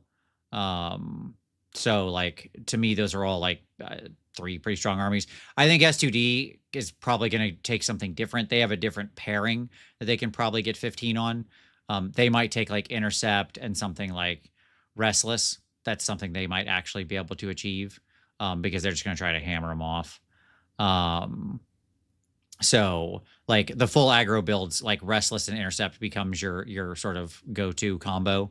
And I think that's to me is like, that will tend to get like 20 to 25. I think the other one will tend to get 25 to 30. But that's not a huge difference. Like that's a playable difference. Right. Deepkin. Yeah, thank you. They like that pair as well. Good call. Yes, thank you, Archer. Absolutely. Yep. 100%. I think Deepkin can rock an intercept slash get the gold combination, or sorry, intercept slash scouting combo. 100%. Yeah. Okay. Now, if you're all BCR, intercept and recover. House rule: intercept and recover a second time. Got him. I would like to give you 3 cheeseburgers extra today so that I may get them tomorrow. Yes. Okay. So go through those. All right. So my conclusion. Okay. My conclusion, Halo, is the following stuff. I want to get your take on it. Battle tactics feel way better, but the difference in skill will be more pronounced. And if you don't build toward it, you don't really deeply think about your battle tactics and like how you're getting to those things. Like I said, I think there's like basically 3 that you're trying to aim at. A combination of intercept and recover or restless, or intercept and recover and scouting force are, in my mind, the kind of pairings you're really going for. It's not that there's not other pairs that work in corner cases. Of course there are. I'm just saying, like, in general, I'm speaking in generalities. If you don't build towards those, you're down 15 to 20 points at the start of the game. Like, you are starting at negative 15 and they're at 0. Okay. Yeah, I played against one person who they were like, they knew their army and they were knowledgeable and stuff, and they'd played a bunch of games, but they hadn't yet played the GHB this season. And so they're like, oh, it's fine, I'll just pick it up. And so they just picked 2 random battle tactics, and they were just like negative 20 the whole game, and it was over. Like, you're building your army list with the battle tactic cards in front of you. That's how you build armies now. Yep. And it used to be kind of a little bit, because you'd always take the 2 random idiots with 10-inch move that cost 90 points or whatever, no matter rain or shine your army, and I'm glad we got rid of that. So it is, it's kind of similar, but at least you get to pick them now. Although, I kind of like 3 of them. There's more than 3 of them. I wonder what some armies are supposed to do with these. I wonder if they were designed with certain army kinds or army types in mind, what those army types are, who's in them. Are they designing armies towards that or not? Is it all post hoc? I'm not sure how we arrived at these. The ones that seem to reward stuff that's already great seem to be maybe compounding. I would think that, maybe if your strat was, I'm really slow and not classically beautiful as it pertains to like mechanics, maybe the thing that targets that army is easier, as somewhat of a lever, but instead it's just like win for winning. Anyway, they feel way better. Yes. Is a good step forward, and one of them is like the biggest success I've ever seen in battle tactics. Huge. Do more of that. Yeah, what's hilarious is we're still on the road. Absolutely. You've come to a holy event before. You were like, I think you were at one of the holy events where this was like Steve had this in one of his games forever. The intercept and recover thing, and it was always fun, right? Yeah, you're playing the table. This reading through these and like playing them one time and giving somebody burgers, I'm like, man, I'm playing 22% of a Steve table right now. Right. We need to pump those numbers, but good job so far. Yep. I mean, maybe not an almighty damage spider in the middle, but hey, I'm open to it. Yeah, Devin, my counter argument is I think it is very good. That doesn't mean it's good for every list, but I think intercept is actually legitimately good for all the reasons I talked about earlier. It's very likely to get 15 if you have power projection. It discourages double turns unless they're absolutely going to win. It does a lot of things that you want to do. It's aligned, it's fun, it's all of that. I think, yes, sometimes it will just be the default in the ways you're talking about. I think there are armies that kind of suck really bad at it. I'm not saying it's good for every army. It's definitely not. But there are a wide swath of armies that can build into it and be very successful with it and very likely pull 15 out of it. That's what I'm arguing. Yeah, some armies will find it very hard to actually do that one, but not as bad as how easily some armies, when given the burgers, can keep them from you forever. Right. It's like that delta is bigger than the number of the badness of an army at capturing them normally. And if you're really built into it with power projection, even their teleporty hidey units can't hide, right? Like if you have a Skyfire type unit, for example. Yeah, right. It depends. Yeah, like they're just going to go chase them down and shoot them to death and kill them. Like that's what's going to happen there, right? Yeah. Or whatever. And then there's a median point where those units have to just flee, and that's good anyway because they're not doing something useful; they're just fleeing. Right. Sort of like deploying differently against the deep strike, that kind of tactic. Yep. Well, even if they zone you out, that's kind of good because that's not their ideal deployment setup anyway. And so you phantom one some sort of card advantage from that. Yep. John, I would not like it. I do like picking a lot of things at the table, but I would not like picking the battle tactics. I think it would slow down the start of the game even more as people like, okay, hold on, let me study your list. And then you both like, who's picking first? Like, what's the order of operations there? Do you both pick in secret? Like, it's going to get real messy real fast is what's going to happen there. And it'll just be more, we'll be back in analysis paralysis. So, yeah, I agree. H. Anthony, my snake doc list loves intercept and recover. It's just a bounty list for my buff snakes and Shadow Queen. Yeah, sure. Absolutely. All right. Things we've already said a lot, but we're going to hammer home here one more time. Mobility matters a lot. If you have a highly mobile hammer, then you have a winning unit. I don't know what else to say about that. Like, eel riders and, you know, cavalry that can go real fast and across the table and, you know, stuff like that. Blood Knights and Barrow Knights and the Slanesh Slickblade Seekers, who, you know, are like a 12-inch base move and can reroll charges or whatever, right? Like, just built in on their war scroll. Absolutely fantastic at that, this kind of thing. All of that kind of stuff is just really, really, really good. And a corollary to that is cavalry is still really good, right? Like, you're probably less likely to pile everything into multiple reinforced units than you used to be, but you're probably smart to still take like one good unit of reinforced cavalry, right? If you have that as an option, it's generally a very strong option. Not every time, but a lot of the time. So, yep. Yeah, also Maximus, yeah, run and charge infantry, especially like if you've got an 8-inch base move and you can reliably run and charge. So like the Gutbuster model, effectively, I guess. Then that's pretty good because you end up in the same place effectively as a lot of cavalry, right? So, yeah. Foot cavalry.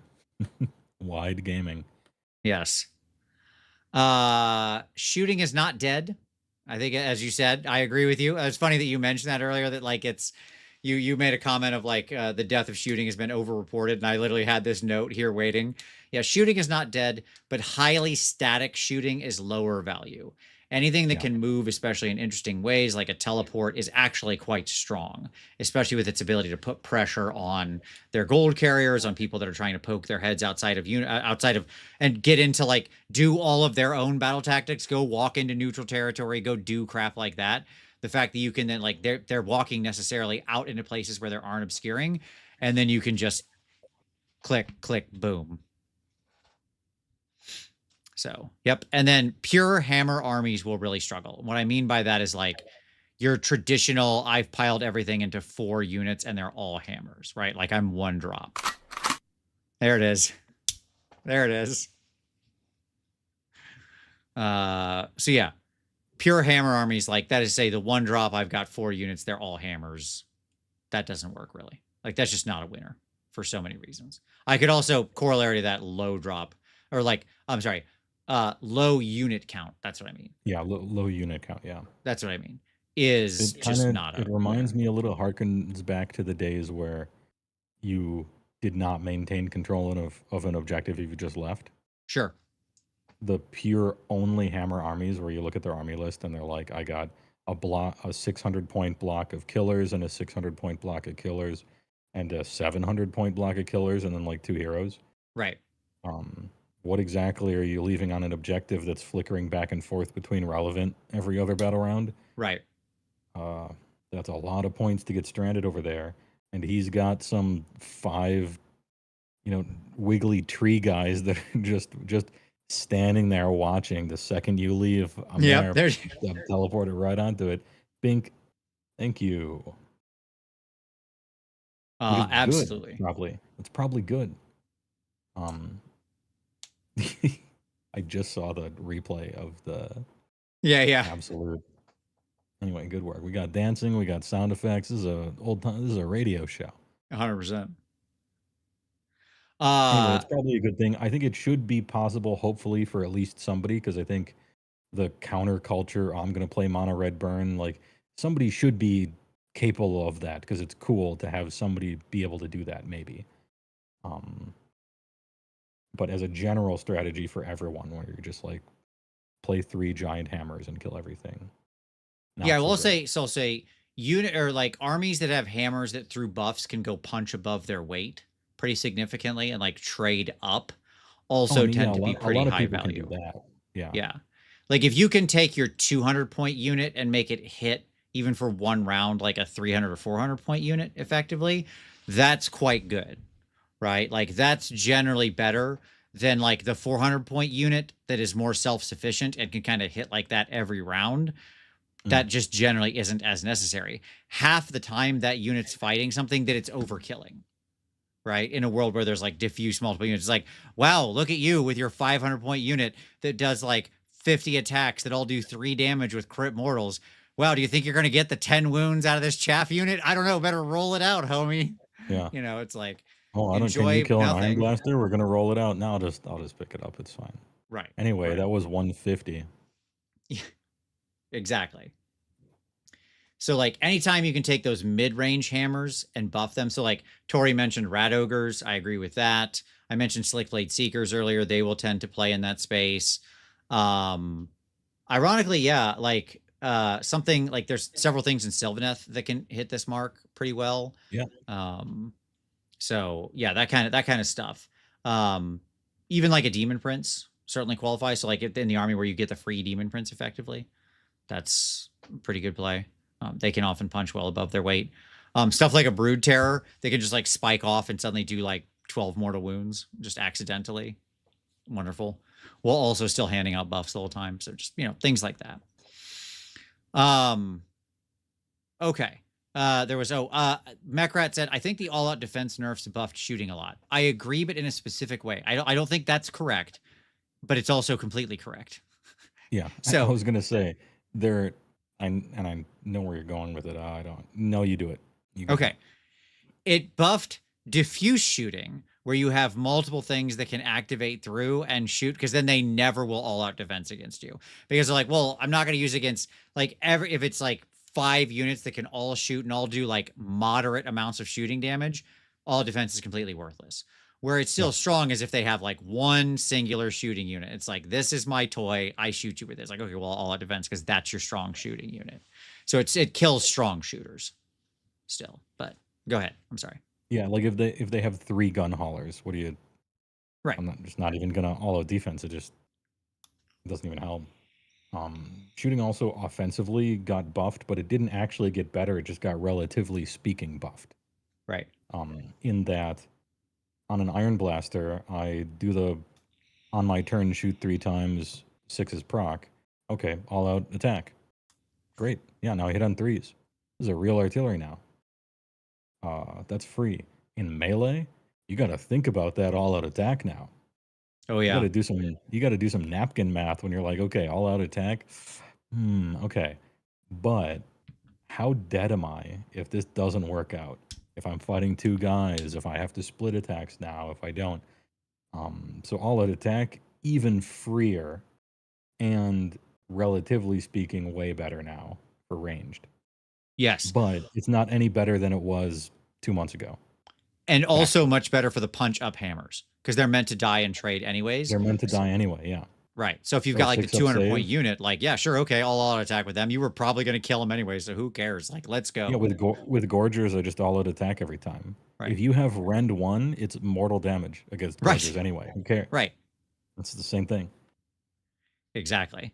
So like there's a very interesting set of like units that actually are still quite good with all out attack, but the big pile in 500-point hammers that are relying on like being a good save to stay alive and like keep fighting the whole game, they are not great recipients for it now, unless especially if there's any chance they get, caught up in something or crack back in that same turn or anything like that. G-Well with the super chat saying, do you feel this is still one of the better GHBs to come out in recent years overall? Yes. 100%. Yeah. Easy, yes. Yeah. Better than everyone in 3rd edition. It pushes you toward wider numbers of like to a more diffuse army pattern, fitting more like the silhouette you'd want to see, like some different heroes, a couple hammers, some spread out units, chaff, that kind of thing. Like that's what's effectively encouraging in army building. The battle tactics are better. Again, I agree with Halo. Good. I think we're down to like an engineering problem. Like we've more or less got a better concept. We just got to get some better items on offer, I think is really the thing, but they're not bad. They're somewhere in the middle. Like I'll definitely call them like at worst, they're like neutral. Okay. How I would describe it is the GHBs from third edition felt like season passes to some bad Diablo 4 game where, oh, this is the mechanic of the season. You get a new gem and you can put a gem in your gem now. Right. And oh, it's season 2. You can put a red gem in your gem now. All right, season 3, you get an extra socket to put gems in now. Like, okay, Right. nice. This GHB feels like a patch to the game. Yeah. Not like a required content update for this 6-month period. It feels like the big week 2 patch of a game that got pushed out a little early, and then all sorts of stuff that they were just about to get ready doing. Now you download the 5 gigabyte patch, and we're actually playing 4th edition now with this GHB is what it feels like. Yep. Agreed. So overall, I mean, I'd say I'm pretty positive on it. I've enjoyed my games. I want to play a lot more. I think that it's good. Like for the most part, I think your list build. Oh, and then the other thing is it also encourages a lot of different kind of list building, right? So that's really nice. I built more than one list for the first time in like 4 years. Right. That wasn't just the obviously mathematic best stuff spam. That's good. That's a good thing. When list building is fun, the game is fun. That almost directly compares each other. I agree. Yep, I agree. And like there's still obvious challenges. Like we talked about the flavor sort of lack at the beginning, and that's what I wanted to come back around to.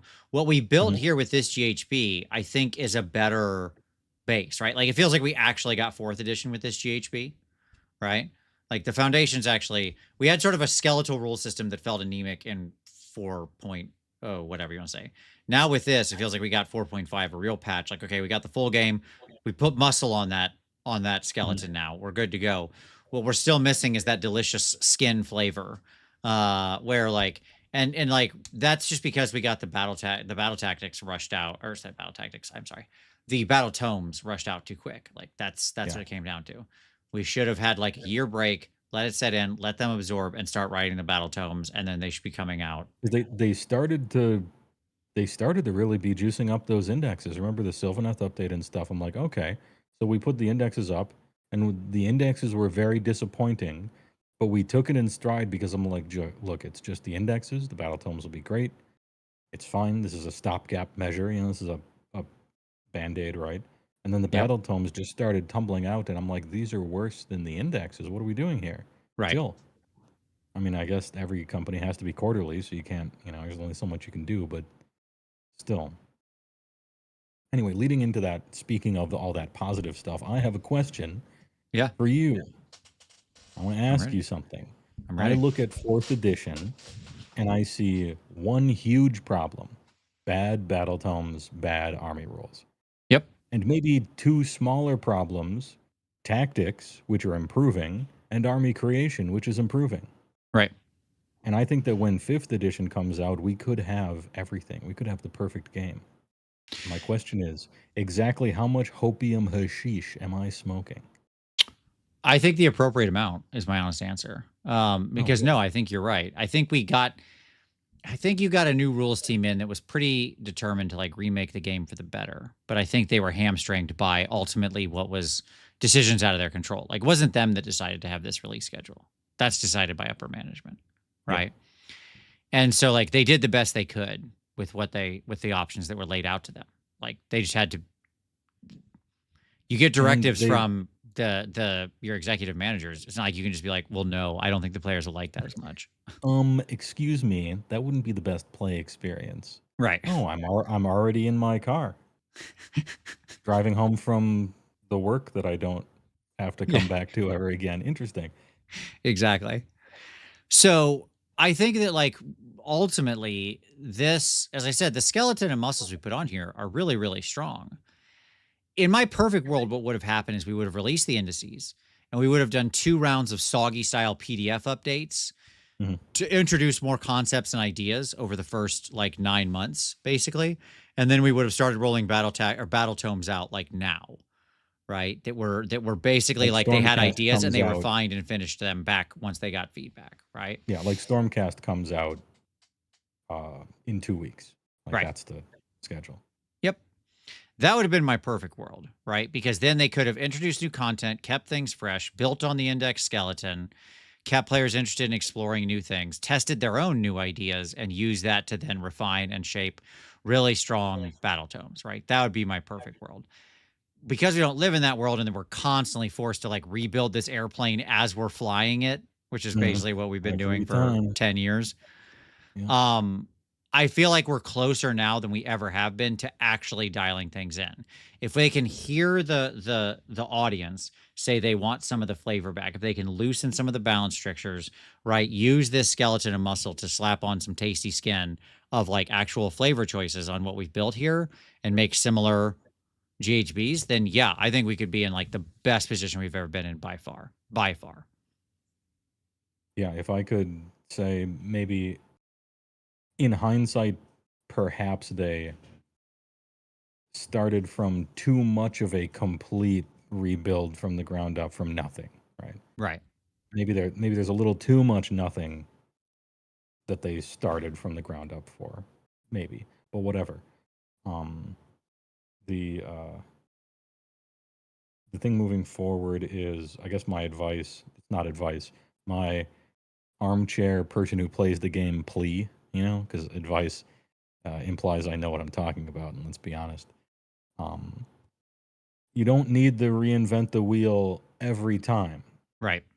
You don't have to. If it's working, it's working, you know. 5th edition doesn't have to be, all right, let's rewrite all of the core rules, and the core rules are very good. Core rules have never been better for this game. That's half of it, though. And it's the half that most people don't care too much about.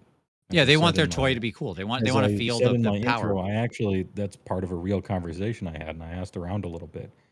Hey, are you playing Age of Sigmar? No, why? Don't you like the 4th edition core rules? Everything's smooth. It's got boxes that are color code. Oh yeah, that's great. But my rules are lame. Right. That's it. And a lot of people grade an entire edition based on how fun their army happens to be. Yep. Which is like 2% of everything that's involved in that whole edition. Yep. But that's how people think. So I completely agree. Robert had said, any advice for an FEC player in this GHB? Bat Knights are really strong. Like I said, with the scouting thing, it's pretty good. You have a problem with power projection, but you have a lot of good speed. Definitely make sure a Gore Warden, like a soggy Gore Warden, is in your list. That dude is just power incarnate in the new edition. He's so crazy strong. He's sweet. He's sweet. Yeah, like, and then some ghouls and stuff are still really good. Sometimes just even in min units, you don't even need to reinforce them, but they can be. That can work too. Ghouls are like at one of those interesting little units that even reinforce. They stay cheap and they can punch way above their weight. So that kind of stuff. Yep, that would be my basic advice. Some mix of that combination of stuff. All right, very good. Hey, whoa, any final thoughts before we call it a night here? Look, we went through the whole character arc, you know? We started low, we laid out the problems. Yeah, all right. But what can they do about it now? And what have they very recently been doing about it? Stuff that's good. Okay, the battle tomes and the pipeline suck, but you do what you can. And there's silver linings all over the place. Chase those burgers down. Don't let them escape you. And only let them eat one if your double turn's going to kill them. That's right. There you go. I can think of no better way to end. Hey, everybody. Thank you so much. Thank you to everybody who super chatted. We can look at the top fans thing. I can see who won. Okay. Let's see. Right now it says who gets to live. Or Torius. I don't know where Spezia went. Oh, maybe you have to still be in there to keep your XP because Spezia was higher. But there you go. Right now it's Ortorius, just something, and then it cuts off, and G-Well. Those are the top 3 right now. Okay, cool. At any rate, arcade. Hell yeah, we got some Halo enjoyers in the Absolutely. XP, filling up their XP bars. Who would have thought? Filling up that XP bar. Because this is now apparently a thing. Hey, thank you so much for watching.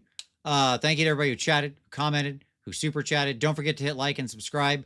Don't forget to check out the newest episodes of Fireball the Gazebo, John and I's RPG podcast, and Snarlcast, Uncle Adam and I's indie war game podcast. Both are linked down below. Go check them out. Give us a sub. Give us a listen. We really appreciate it. We're excited to keep making them. We're really stoked. We've been having a great time talking about both of those things. Other sports that you can give for the show, there's like little affiliate links down there. Click those things whenever you're buying your hobby supplies. Doesn't cost you anything extra, usually saves you money, and it's super helpful for the channel. And of course, there's like our Patreon and our merch store and stuff like that. We'd love to have you join the community in that way if you want to throw some money directly. But hey, Heywo, thank you, brother, as always. And since Heywo is back on making the YouTube train, now that he's promised us, he's directly promised us YouTube write content. It on your calendar right next to your to kill lists. Put on some lipstick, circle it in red. Yeah, exactly. Notice I didn't say a date. I'm not trying to get shot over here, but but make sure you sub up to Heywo too. If you're not watching Heywo on Twitch and YouTube, you've made a wrong choice in your life. So go do that. Heywo, thank you so much for being here, brother. Always a pleasure. Thank you all out there so much. We really appreciate it. Like I said, probably corn next week. We'll figure it out, I guess. I have to figure out exactly where that goes. I got to figure out guests and stuff like that. So, probably corn next week. So, we'll see how it all works out. But at any rate, as always, thank you so much for watching this one as I try desperately to click this stupid button. We'll see you next Wednesday.